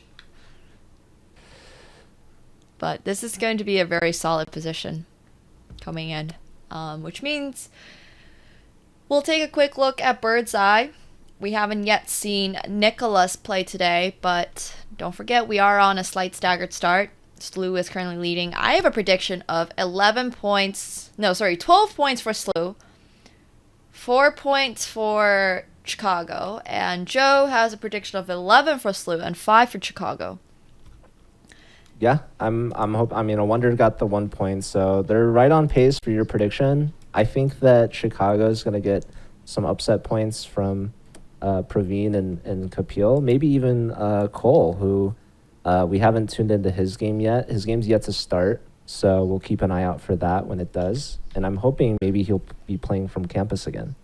Absolutely, that would be certainly amazing. But let's take a quick look at Bird's Eye View. I do think that we have some excitement starting very soon, as actually Benjamin is going into, well, he declined to go into the Benoni, but we can take a quick look at Nicolas's game. Played G4 just now, so he's gearing up for that attack, as always. You said you're fairly close with Bok and Theodoru. When did you guys first meet? I don't actually remember when I first met Bok. I've known Nicolas just very sort of. He and I used to have, he was my coach. Not Nicolas. We used to have the same coach, and he used to be Greek. So I think he still plays. Greek. I think he's still Greek. What I meant to say is that when I had my Greek coach, I would run into him at tournaments, obviously. There is also a very lovely girl, Stavrula, who is on the Slew team, and she is also Greek. So I am friends with just a couple members of the Greek team, really. That's awesome. Yeah. Stavrula played last year in the CCL. Stavrula Solakido, whose chess.com username is actually a pun of her last name. So lucky, though. Really? That's amazing. I love it. Yeah, we always appreciate chess players with their puns, right? For sure. I've known Stavrula for a very long time. I think we first played in 2010 in a World Youth once, and I've more or less seen her once a year at least at some chess tournament. So in this game, we have both sides castling kingside, but it looks like Theodoru is going for this kingside attack, just completely launching all the pawns, queen to g3, preparing for h4, h5. How do you feel about this kingside attack? Is it weakening? Is it worth it? What's going on? I think this kingside attack is pretty worth it. First of all, he is a grandmaster playing against a feeding master, so I have a lot of confidence in grandmasters having a better handle of these complex positions, especially as we see Theodoru having a whole minute up on his opponent. That's a pretty big deal. Yeah, and he's got the white pieces, so probably is pretty comfortable. How do you feel about Kapil putting the queen on a8? It's making this battery, but it is the complete corner of the board, so it's kind of interesting how there's all this pressure in the center on that main diagonal. There definitely is a lot of pressure. I think one of the ideas that Black always has in this position is pushing d5 potentially. So that's a move that the queen on a is probably gearing up for, that or e5, then d5, just so white doesn't get a pawn on e5. But I'm not really sure what Black's idea in this position is. Obviously, he doesn't seem to know either because he's spending a lot of time on his move. So unfortunately, we can't help him. But I think a takes b5 and maybe e5 or d5 is the best way to go. Yeah, obviously white just took on b5, so Black's main response would be to take back, but obviously doesn't seem to like what would follow after one of the knights take on b5, I assume, Or Yeah, because the d6 pawn is hanging, right? So you have to commit to d5 or e5 after. I guess Yeah. d5 actually there was a fork on c7, so maybe that's why Exactly. he didn't play it. And instead has now chosen to go e5, which effectively means that white is not down a pawn.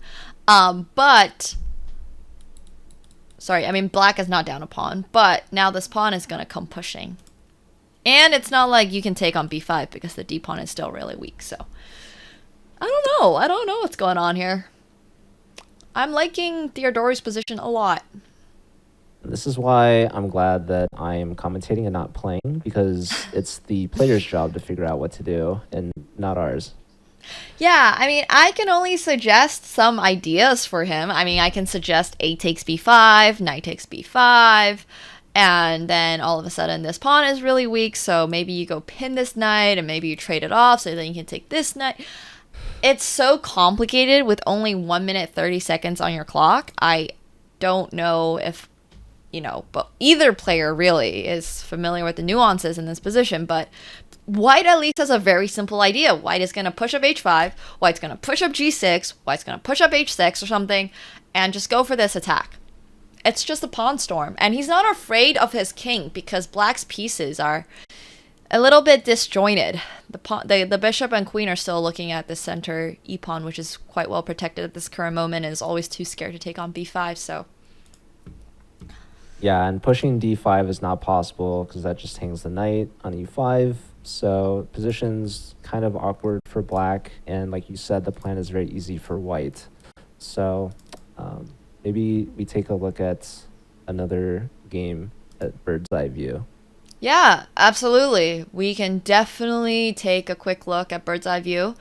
Once again, Benjamin is completely winning over there. Yeah, he kind of had a rough first game and maybe got a little lucky with the rook versus knight in game, but I think we should definitely take a look at that position and see what the computer is screaming about, and maybe we could get a glimpse at Cole's camera. Yes. All right, going into Benjamin's game. I mean, if Tyler 1 wants to mob these grandmasters, he is welcome to sign up for a college and partake in the Collegiate Chess League. I'm sure we would get a whole brand new audience if he does so. No Well, it complaints there. depends on what school Tyler 1 would get into or go to. Like, he might not make it to Division 1, but if he gets into like Columbia or Yale, like maybe he could. So that'll be interesting. I mean, I would love to see celebrities and people mentioning Magnus and Tyler 1 signing up for CCL. Do you think he has a higher chance of becoming a grandmaster or a higher chance of getting into Yale? That's a good question. I mean, I guess it depends on what department he applies to. I feel like, I mean, there's more students at Yale than there are grandmasters, right? Yes. So it's probably, I don't know if this math works out. Am I mathing right, or what is What is going on? Are we mathing correctly? So it's more likely that he becomes a student at Yale than becoming a grandmaster. I guess that's valid. So, speaking of grandmasters, we'll have a quick look at bird's eye view again before we jump into the top grandmaster for the University of Chicago.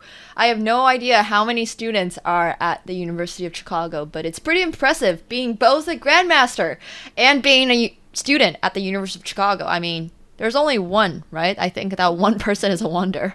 No, there's Praveen. Oh, sorry. Wow. My bad. He can't even have that. I forgot. Board 2 is Praveen. So my apologies. Can't forget about Praveen. So yeah, that's a 1 in 2 statistics, I guess. But you could have said that for Checa at Yale. He's the only GM at Yale that I know of, at least. Is he? Is he the only? Yeah, probably. I mean, at least in the CCL. Okay. Probably. I always feel like you say something like that and then you run into someone on campus the next day and they're like, oh yeah, by the way, I'm a grandmaster. And you're just like, sorry, what? Like, what's going on here? I feel like you'd have to know. If you're like a GM at a school, you kind of know like all the other GMs at your school. So fun fact, when I was in high school, there were 4 people in my school that were on Olympiad teams. So every 2 years, there's this huge chess event called the World Chess Olympiad. Usually the teams, each country sends their 4 or 5 best players. When I was in high school, there was a girl playing for Jamaica. So I was board 1 for Canada.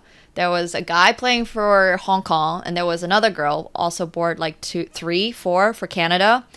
And this girl came up one day and was like, "Oh, I saw you at the World Chess Olympiad." And I'm just there like, "Sorry, what? What do you mean you saw me at the World Chess Olympiad?"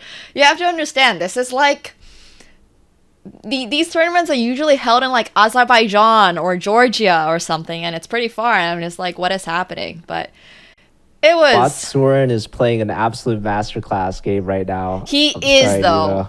He is. He sacks the knight. Knight takes d5, and if queen takes, there's bishop c6, forking the queen and the g2 mating square. And so Awonder can't take it. And like every move that Batsurin's playing is just throwing haymakers. And they're both under 10 seconds. Awonder is going to swap his opening next game. Look at this. 2 minor pieces versus the rook. This is just awesome play from Batsurin's got 1 second though. He's got to move. He played that with less than a second on the clock. He's living off the increment. Awonder's trying to flag him. Oh my god. So hard. I mean, Awonder has all the skills, but he's coming with checkmate as well. He's got his own checkmate. Oh, look at the minor pieces. There's like a king walk. What is this? Knight f5 is so smart, defending this and also attacking e3 at the same time. Rook's coming to e2. Made in 2? Oh my god. Oh, remember when I said there was 93? Yeah, he walked right into it. Wow, king d1, blunder. I want to go back to blunder from Awonder. You're proud of that one. I can tell. It's okay. We're proud of that one too.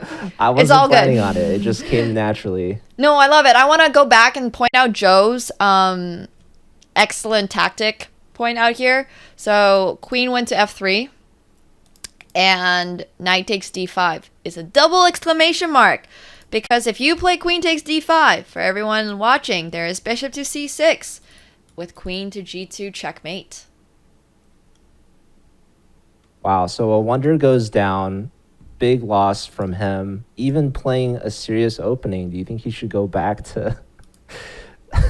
Yes, absolutely. He should definitely go back. I mean, I don't think that, playing against grandmasters and playing subpar openings is a very good combination, but I also do think that in his mind, if he is losing this game, then why doesn't he just play a crazy opening? Because he might have a chance of losing anyways. At least that's how I would think about it. Well, we're back to bird's eye view. We have 2 more results and 1 final game left, which just finished with a Bok win. So the score is still in your favor, right on pace for that 12-4 score. And it's the same pace that we saw in the previous match with Yale's loss to UTRGV. So the score is 2-6 right now. Both rounds have been 3-1 wins for SLU. This time, the win coming from Praveen for the UChicago team, with Awonder's first loss coming to Batsurin. So how do you feel about this match so far, Nemo? I mean, I think it's a lot of fun. I think we've been having some really exciting games. We've loved Awonder's opening choice, and we've also loved Awonder's normal opening and Batsurin's excellent tactical play. So I think the games themselves have been extremely exciting. Obviously, this matchup was predicted to be one-sided for SLU, but, there's 2 points. Awonder has a point. Praveen has a point. It's some exciting things. I mean, I don't know. What do you think is going to happen once the top boards play each other for the second half of this match? I mean, I'm really excited to see how Awonder and Praveen are going to play against Bok and Theodoru. I think everyone here has known or watched Bok's streams, and so we've got a lot of Bok fans in chat, I know, but obviously Awonder and Praveen have a lot of talent. They've already gotten some wins here today, both against Gabby. So Gabby's going to try to do better in the second half against Chicago's lower boards, but the lower boards are also going to try to get some points as well from Chicago. So I'm really excited to see if maybe we can get the score closer to my prediction than yours.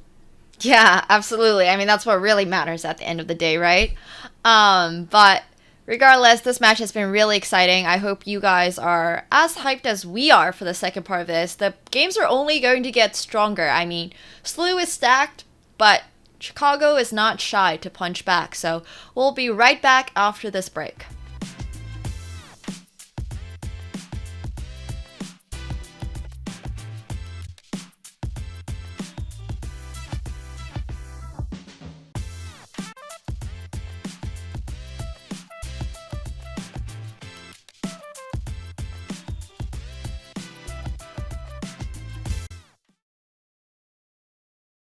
Hi, I'm Grandmaster Giri, and welcome to Left-Hand Repertoire's 1e4. The so-called Latvian gambit is horrible. F5, knight takes e5.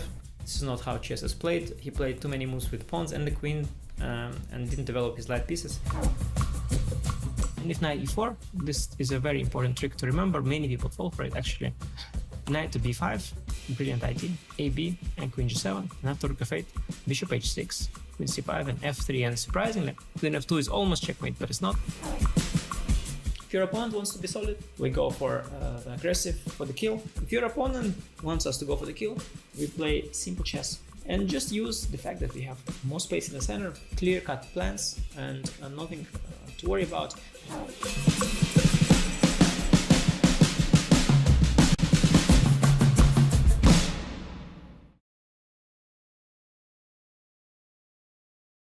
Today we're going to go down into the New York City subway, set up a table on the subway platform, and see if we can get some strangers waiting for their trains to play chess with us. All right, now I'm going to see if I can get anybody. Hey. I'll be white. White. Yeah, 'cause I need all the advantage I can get. Sounds like he knows what he's doing a little bit. Don't worry, I'm not that good. Yeah? You're just out here playing chess, not that good. Got the chess.com app. You ever play on your phone? Oh, yeah. He said he barely played. I'm a teacher. What do you teach? Chess. I'm just kidding. Self-defense. How do you stay sane? I used to do a lot of meditation, take medication. What's like lesson 101 of self-defense? Run. What are you listening to right now? Train, Sean Paul, Ed Sheeran. What is the meaning of life? It's funny because like what I'm doing I feel like doesn't align with my philosophy on what the meaning of life is, but it's like obviously spend as much time with family as possible. The best person you can be, get closer to God, not to be evil to each other. There you go. Good game, thanks for playing. Good game, thanks for playing. Appreciate it. I'll see you in a self-defense class. Enjoy Harry Styles.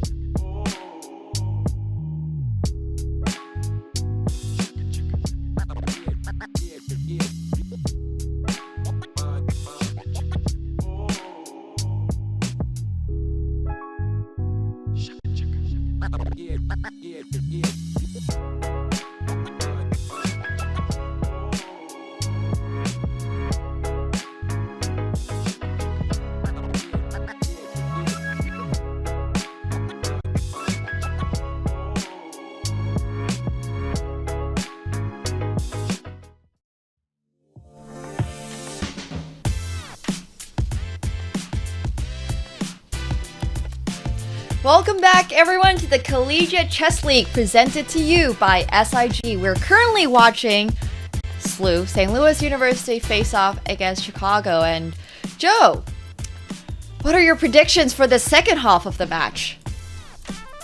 Well, if I'm trying to stay true to my overall match score, I guess I'm hoping that the second half, Chicago is going to get at least 3 points out of 8 games. I think we're all expecting Slew to win, but the question is by how much? The question really is by how much. I mean, I'm personally going for that, 12-4, and we can still see that happen. Slew just needs to win three games for both of these rounds. So that can definitely happen. But, we've seen some really exciting chess so far. We have the game starting. We're going to be seeing Awonder play against Benjamin. I'm personally really excited for these next two games because we're going to see Awonder against Benjamin as well as Praveen against Nicolas right now. And then the next game is going to be Awonder against Nicolas and Praveen against Benjamin. So top grandmasters. There are a lot of grandmasters in this tournament, and we're seeing some of the best ones play right this second. So if you're not excited, chat, I don't know what you're doing. Yeah, anytime Chicago is playing up against a scholarship school, it's exciting because that's the top talent. Chicago is the strongest non-scholarship team, and they've definitely had some awesome upsets in the past. And they're actually one of the few schools that have won a CCL championship. In fact, Chicago is the only non-scholarship team in the CCL to have won a championship. So it's always a pleasure to watch Chicago, thanks to Awonder and his number 2, Praveen. But also they have talent on boards 3 and 4 as well with Kapil and Cole. So yeah, let's dive right into these games. We have the top board starting for Chicago, and he's playing against Bok. Yup. And Bok has actually taken a page out of Awonder's book and is going for the double fianchetto. So I kind of like that. I kind of like the double fianchetto. We saw Awonder play this last game against. I do not want to mess up his name. Butsurin. Okay, Butsurin. And I think that it's going to be a really exciting game. I'm sure Benjamin is going to be playing this perhaps slightly more accurately than Awonder did. Awonder left a lot of weaker light squares in his position, but we're not seeing that right now. Awonder has chosen to take a longer route with his knight and is probably going to go for knight to c7, followed by an eventual e5 at some point.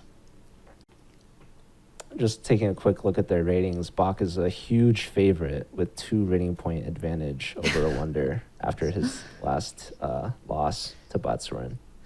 Yeah, this is going to be a really intense game.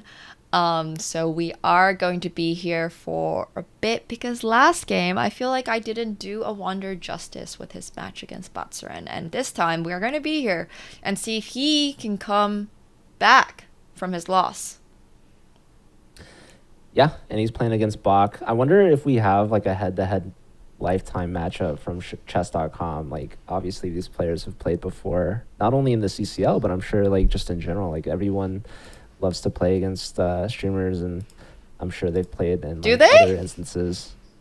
Oh yeah, do you ever play against viewers, Nemo? I mean, I play against my viewers, but my viewers don't love playing against me. What? Or at least my subscribers don't love playing against me. I'm always, whenever I do like sub Sundays or something, people are like, I'm not even joking. Like, I wish I was joking about this, but I get like 10 signups or something for sub Sunday, and I don't just have 20 subs, So I just want to point that out. Not everyone does. You hear that, chat? You guys got to pick up your game. Nemo needs more challengers on sub Sundays. So apparently I do, yeah. Apparently I do. Wait, so have we played Nemo recently? What's our score? Have we played ever? We must have. If we haven't, we can make it happen. I don't know if I'm down to subbed. play. I think I'm subbed. I should sign up. I'll be the first to sign up for Sub Sunday. I'm down to do an adoption match tomorrow if you want. You're going to adopt me, Nemo? Aren't in you what like time control? Bullet? Bullet? I would definitely. What's your bullet rating? Tell us, please. My bullet is like 2200. It's probably really close. Yeah? Yeah, it's probably really close. I don't know if I can adopt you. I'm not going to say it confidently, but do people do they have the math on what rating difference you need? I think it's about like 300 points to adopt. I'm about like 250 points higher rated than you. 250. Okay. Yeah, so it's really close on the like pure theoretical odds of me being able to adopt you. I'm probably pretty rusty, but I think like over 10 games, like it's hard to win all 10. It is, yeah. I don't know. Who knows? I mean, I got adopted by Sasha Bortnick last weekend in 1-0. Well, but yeah, he couldn't adopt me in 1-1. So we did a 1-0-1 as well. But he's like 700 points higher rated than me. But Bornick's 1,000 points higher. Okay, maybe he's even 1,000 points higher rated. So yeah, Bornick is different kind of class of player. Hey, speak for yourself, Pocket Money, or speak for Joe. Joe is 2,200 bullet. I'm at least 2,450 bullet. Thank you very much. I will take offense to that comment. I take my bullet rating very seriously. Just ask Danya. An adoption is winning 10 games in a row, so it's really difficult. But yeah, I mean, I would get adopted by either of these players, but that doesn't mean that we can't commentate on their games. Obviously, you're saying that you actually know Awonder's family, and you remember when he needed help tying his shoes, but now it looks like he doesn't need any help playing against Benjamin Bok here, although position might be in White's favor slightly. He absolutely does not. I mean, he has his bishop on e6, and I don't love his position. It feels really passive. This feels like an opening that you play hoping that your opponent's going to overpush. But I think Benjamin is a well-seasoned grandmaster and is familiar with how to not overpush in these positions and simply convert his strategic. Okay, well, I said that, and then he also played 95, and I think 95 is actually a positional mistake because of bishop takes e5, pawn takes, and now all of a sudden your bishop is facing this pawn on e5, and there's knight before coming in, so I don't love 95. I think 95 is actually a strategic mistake. Yeah, it's really interesting because a lot of players don't want to give up that fiend-coded bishop, especially when your opponent still has that same color bishop. So Bok is kind of testing Awonder if he will take, and even if the computer is recommending that to be the best move and strategically the best for the long run. I think it just looks good for the position. I think the bishop is just going to look terrible on b2, and he does do it now. Awonder does it. So it's not the most like natural move that people kind of do, and you give up a bishop for a knight. It's tough to justify, but like you said, this is looking at the structure now. Results in a favorable position for Awonder, so maybe he can convert it. Yeah, absolutely. I think this is just one of those positions where, once again, we're going to this endgame. There is going to be a very slight advantage for Awonder because the pawn on c4 is actually going to hang, but it's just not like that big of an advantage in the endgame with your opponent having pair bishops and half open files. Endgames are tough. I definitely think Awonder can convert it, though, because Bok is feeling the pressure and also slowing down on the clock, which is getting more and more significant as the time runs down. Yeah. I think that this endgame is going to be really insightful. We've seen a lot of really insightful chess, and honestly, I've been learning a lot doing these commentary sessions with Joe. It's been wonderful. This has given me every excuse to like study chess and look at grandmaster level games again. And I love just, you know, having, well, I don't have more time than the players, but because I'm not playing the game, I can look at the board with more of like a bird's eye view, I would say. And I'm just like, so in this position, you know, White has this half open file, so naturally he's going to go for it. He's going to give up this pawn on c4, but White also does have their pair of bishops, so he's going to put plenty of pressure on b7. He's going to utilize his bishops to put pressure on c6 because this rook on ba will eventually be pinned. And what is Black going to respond to that? And these are really fun thoughts to have in an endgame. I like this doubling on the b file idea that you pointed out for Bok, but it does ask, like, well, a2 would be hanging with tempo. White's putting pressure on the knight on d3, so that ties down Awonder's bishop on c4.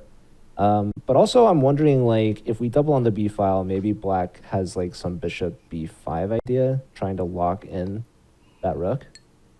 It's hard to play bishop b5 in this specific position because rook takes, the knight falls, but rook to a6, kicking away this rook, which is very well placed, is an absolutely great idea. And swapping off the rook helps Awonder a lot because when you are up a piece, up a pawn in this case, and also have some weaknesses, you want to trade off pieces, right? Because the less pieces your opponent has, the less pieces they have to attack you.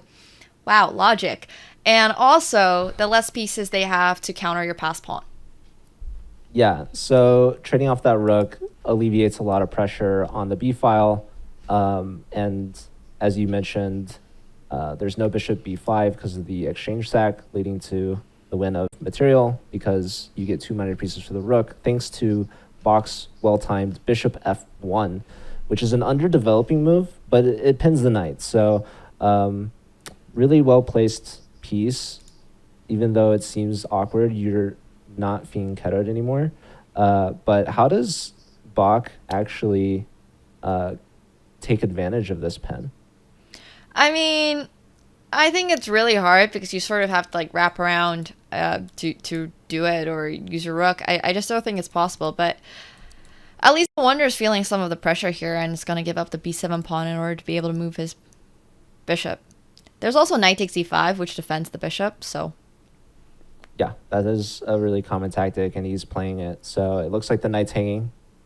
Yeah. But then there would have been, I guess, rook d1, pinning the bishop. Correct. Yep. So we see this trade of pawns and minor pieces. And now Bok is under 10 seconds, so he's really got to put it to a higher gear here.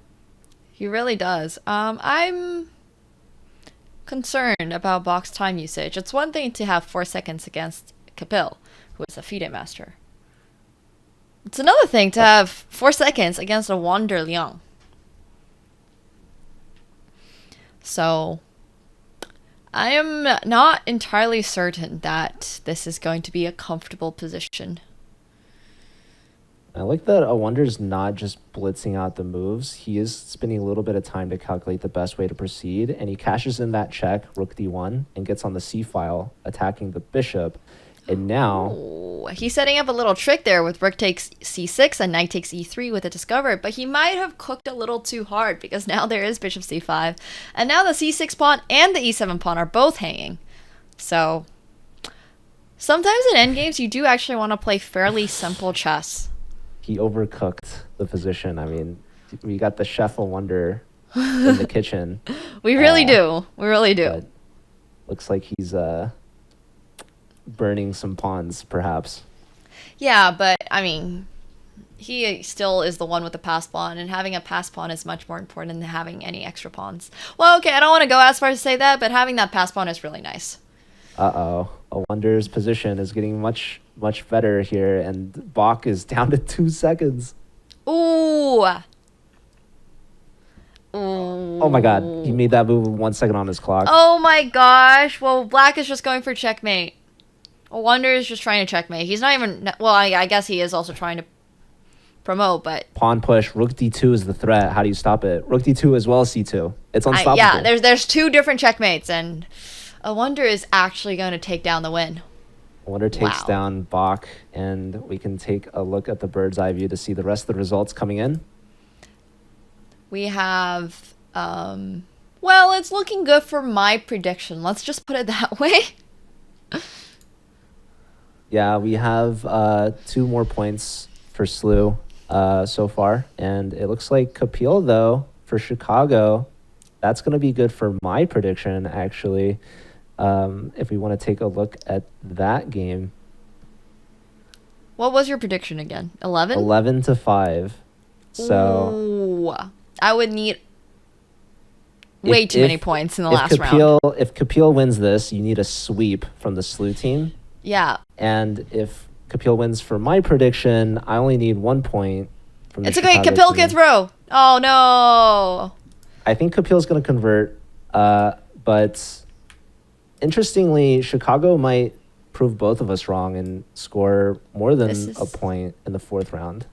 Yeah, this is also actually a draw because the rook comes back. Sorry, I love these endgame nuances because now you can go rook b8 to defend, whereas the other way that you played it, or Gabriella played it, there's just no way for her to defend. So now it's completely lost, and she resigns.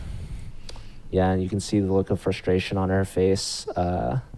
Not the best for Gabby this match, but the good news for her is that her team is doing well.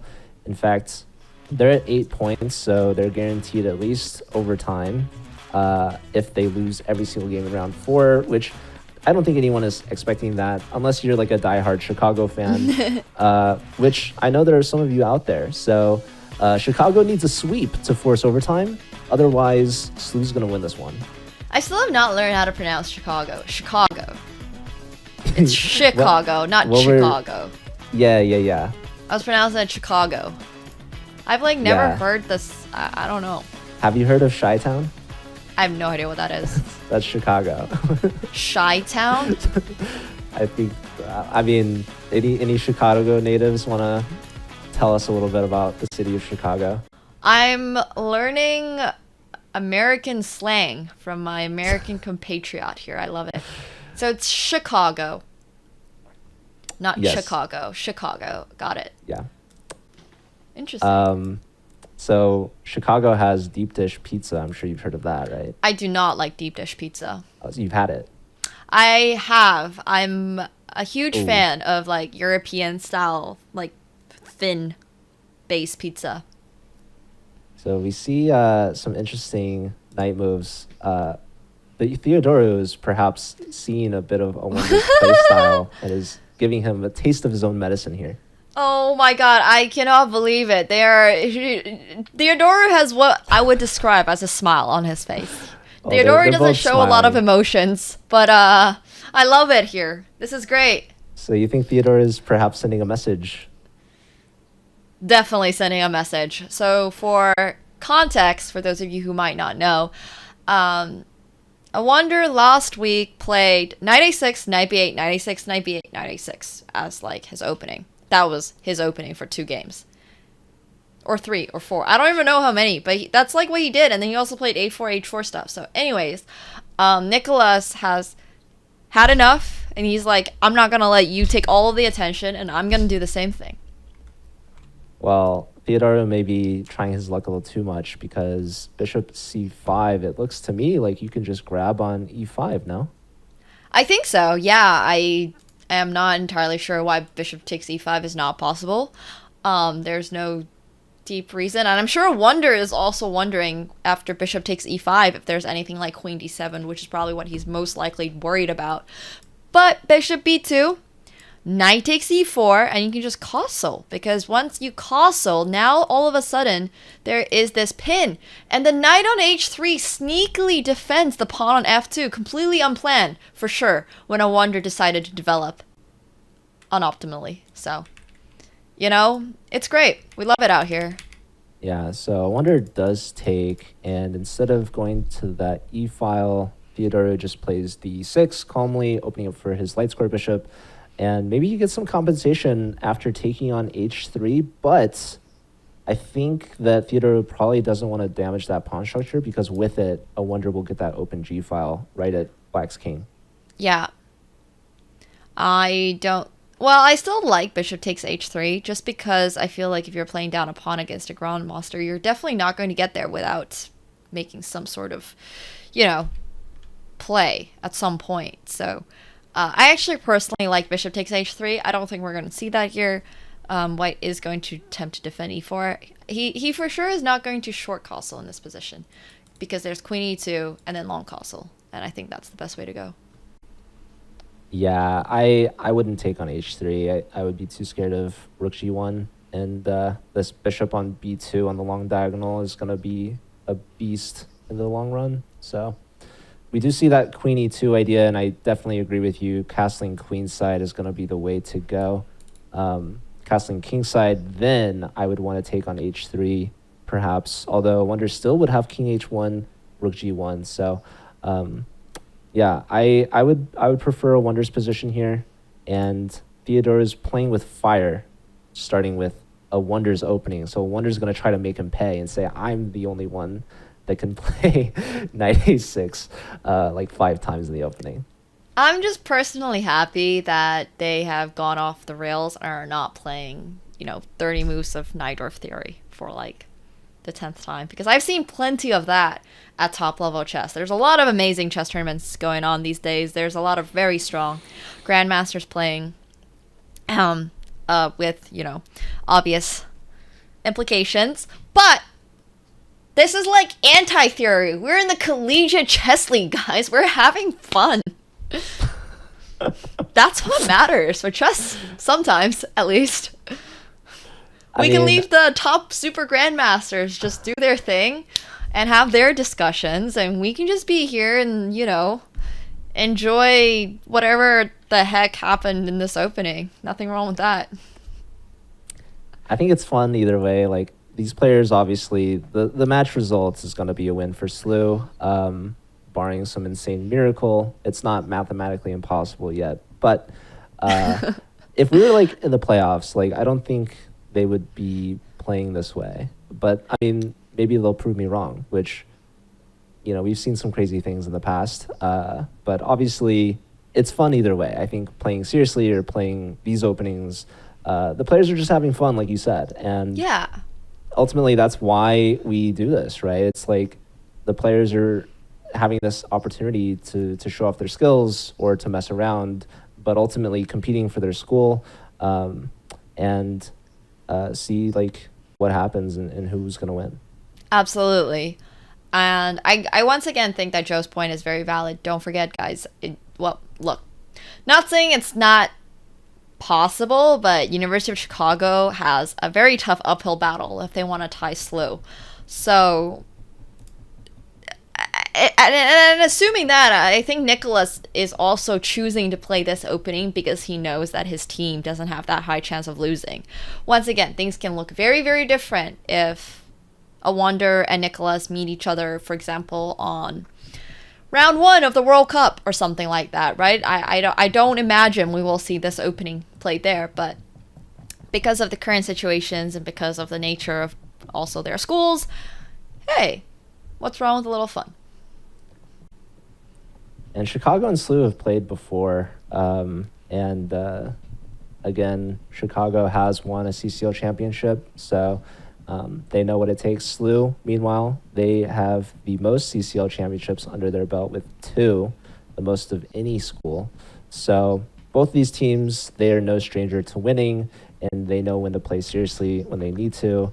And even if the openings are not serious, the players and the match still is. So I'm excited to see how the rest of this match is going to play out. And we will have a player interview afterwards. So definitely we want to stick around to see how that goes. So is there anyone that you're excited to maybe get to talk to? Maybe Theodoru that you mentioned that you've known? Yeah. Definitely. We've heard thoughts from Benjamin, we've heard thoughts from Awonder, but I do want to hear his thoughts on this very last opening that he played, because Nicolas isn't really the type to do this. So I do want to hear his thoughts, because I feel like he's playing this because he's feeling very confident. His position is currently looking, it actually doesn't look that bad. It looks like Nicolas is pushing, and he does have 3 minutes, whereas Awonder only has 1. But that doesn't change the fact that Awonder is just up a pawn. Yeah, d5 is a really good move from Theodore. Obviously, that e-pawn is pinned by the rook. So I wasn't sure how Awonder would respond to this. He plays knight g5, but you can definitely see that he is a bit uncomfortable. He's leaned forward. He's really focusing and paying attention here. And you can tell by the time usage, he is under a minute. And Theodore, meanwhile, has over twice his time. Yes, I think Nicola is wow, I love h4, but this was actually not the right move here. Well, not the best move, I should say. There's some pretty crazy tactics going on with knight takes d5 and knight takes d5, followed by queen to h5, because now if you take this knight, we're threatening f7. There's e takes d5, and there's checkmate, so... Awonder always has these positions where there's just some crazy tactic that works out for him. He misses Yeah. it this time, but he's still going for something crazy. The sacrifice of the knight. He's going for what's called a fishing pole tactic, and he does open the H file, so Theodoro accepts it. And now what are we seeing? The knight's on E4, attacking everything. There's pins. There's trades about to happen. I don't think you can avoid this. So what's the follow-up from Awonder here? He's got less than 20 seconds. I think he just has to take this knight, right? There's nothing else you can play, like, quite literally.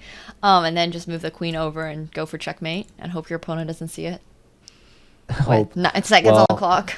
So queen f4 is another piece sacrifice, and that's why he doesn't do it. He goes rook h4, and now Theodoro has a chance to come back. Theodoro more than just has a chance to come back. He has the opportunity to develop his last piece, which is the bishop from c8. Now the rooks can see each other. Now they're the rook bros. And this bishop is defending this key square on h7, and there's all these ideas with g6, and this bishop can come back, and it's all sorts of a disaster for Awonder over here. Well, speaking of rook bros, Awonder has his rooks doubled up, and now he's pinning the bishop to the queen. Right. I mean, once again, Awonder is playing down a knight because he used the fishing pole in order to open up the h-file. So he does need to prove something here. He needs to prove that he has compensation. And like I was saying, with the bishops now, there's g6, which just defends h8. Wow, g6 looks like a scary move to make. You're weakening the king, but you're utilizing the bishops to defend and really nullify the threat of the rooks. So Awonder's down a piece. G6, it's not the easiest move to find, but it's definitely The move to find. It's the move to find. It's a candidate. I think Theodore is going to find it. He's got a ton of time. Awonder's got 11 seconds. So this is going to be really tough to convert. He finds it, and now what does Awonder do?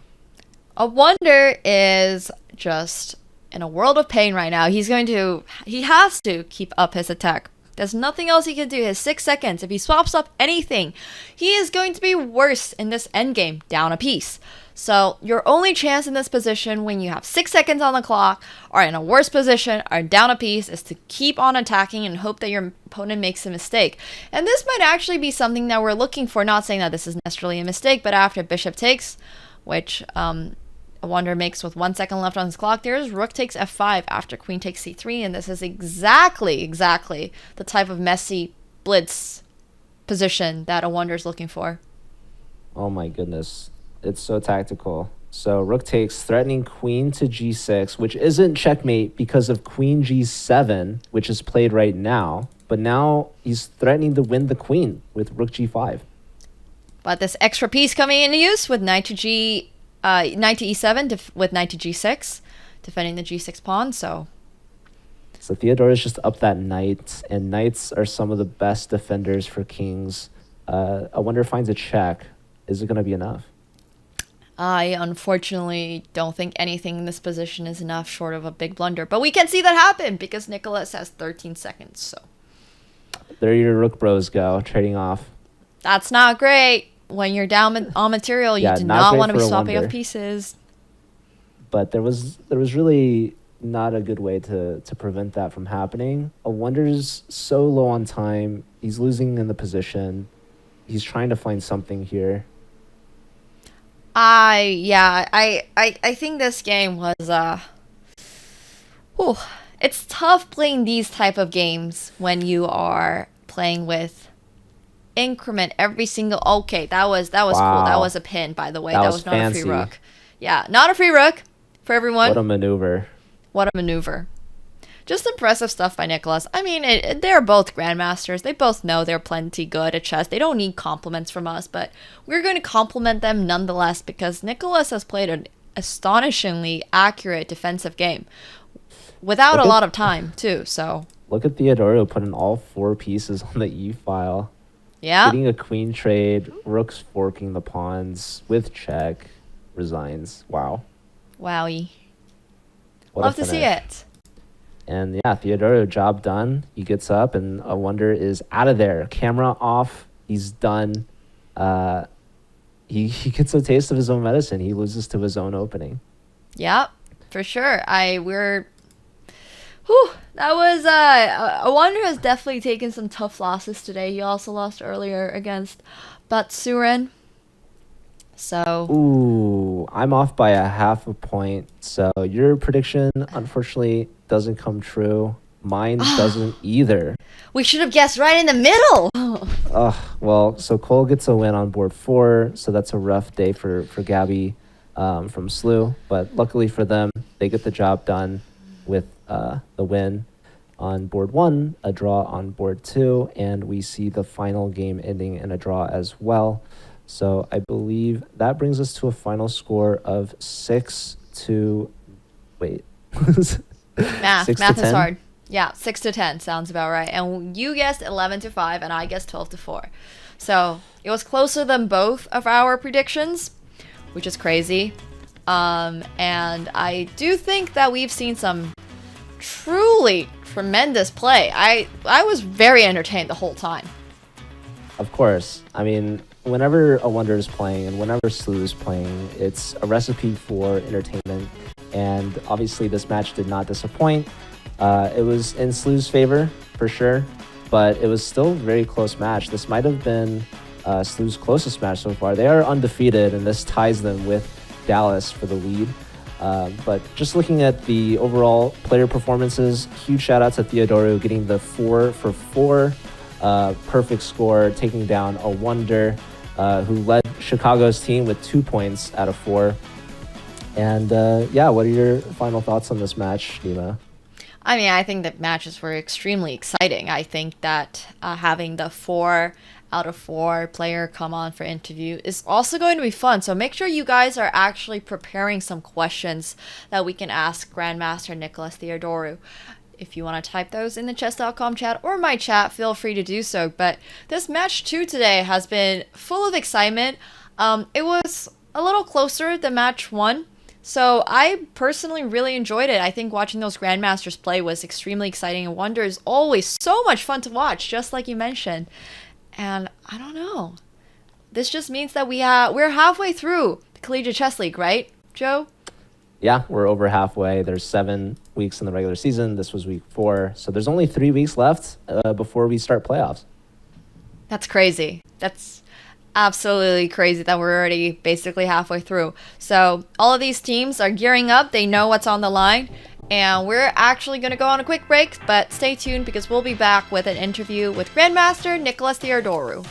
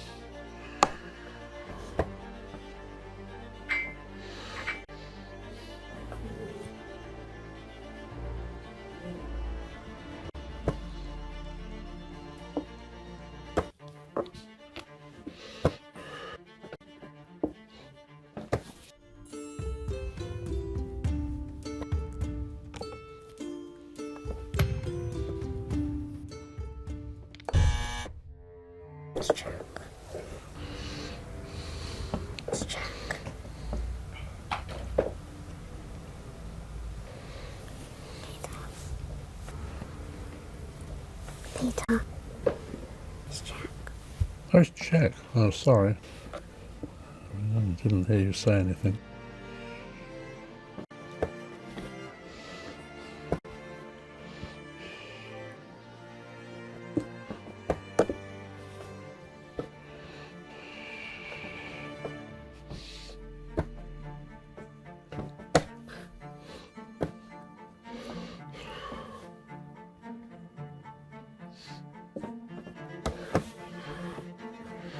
Yeah, thanks.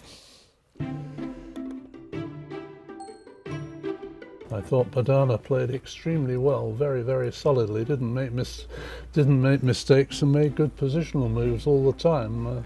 The last time I was wiped out by a woman was by Nona Geprindashvili in 1966. She beat me. She beat you. Two wins and one draw. Nice. Yeah, I'm retiring.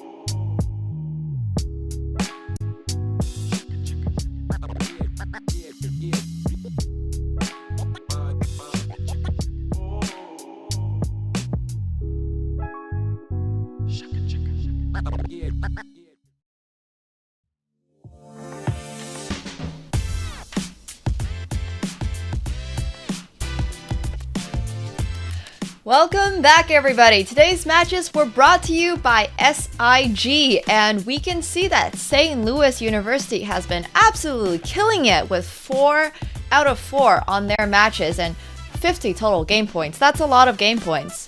Speaking of perfect match scores, we also have the man of the hour. Grandmaster Nicolas Theodoru, who is joining us with a perfect 4 out of 4 score for today. Thank you very much, Nicolas, for joining us. You've defended beautifully against Awonder that last game and, even gave him a taste of his own medicine with your opening choice. So we really want to hear what inspired that crazy decision against a Grandmaster, no less. Yeah, thank you for having me. Well, first of all, I've been following his games throughout the season, so I know he likes playing these unusual setups, so I thought I could do the same thing basically, and I even offered him a draw at the start of the game because I was playing knight b8, knight a6, but it looked like he didn't want to take it, so I didn't mind getting a fight.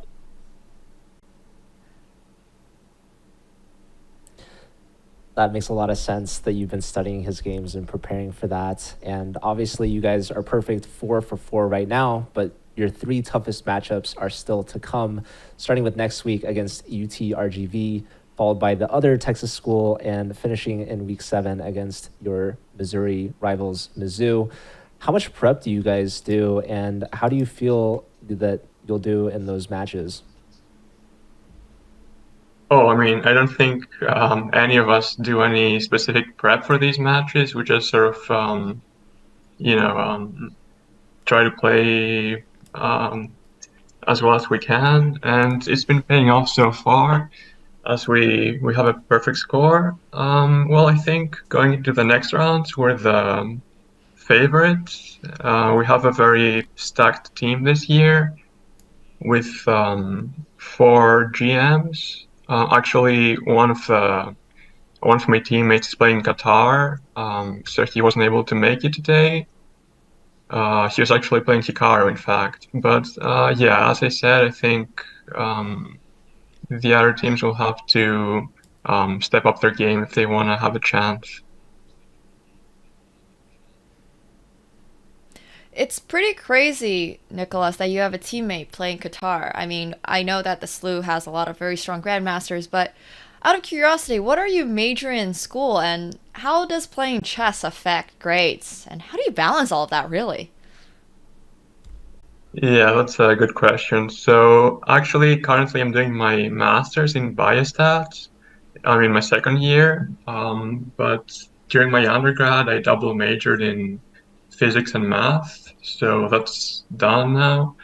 It was probably not the smartest choice of majors because I also like playing chess competitively, of course. So combining the two definitely proved to be harder than I thought. But now that I'm doing my master's, I'm taking fewer classes compared to my undergrad, so I have more time to look at chess and play more tournaments. And I wouldn't say that chess has negatively affected my grades. I'm doing quite well at school, so I'm happy about that. Well, thank you very much for joining us, Nicolas. And also, it is absolutely crazy that you did a double major in your undergrad in physics and math and are now doing a whole master's degree in biostats. That's absolutely insane. And I think this is the perfect example. Don't tell my parents that you can be a grandmaster and also excel at school.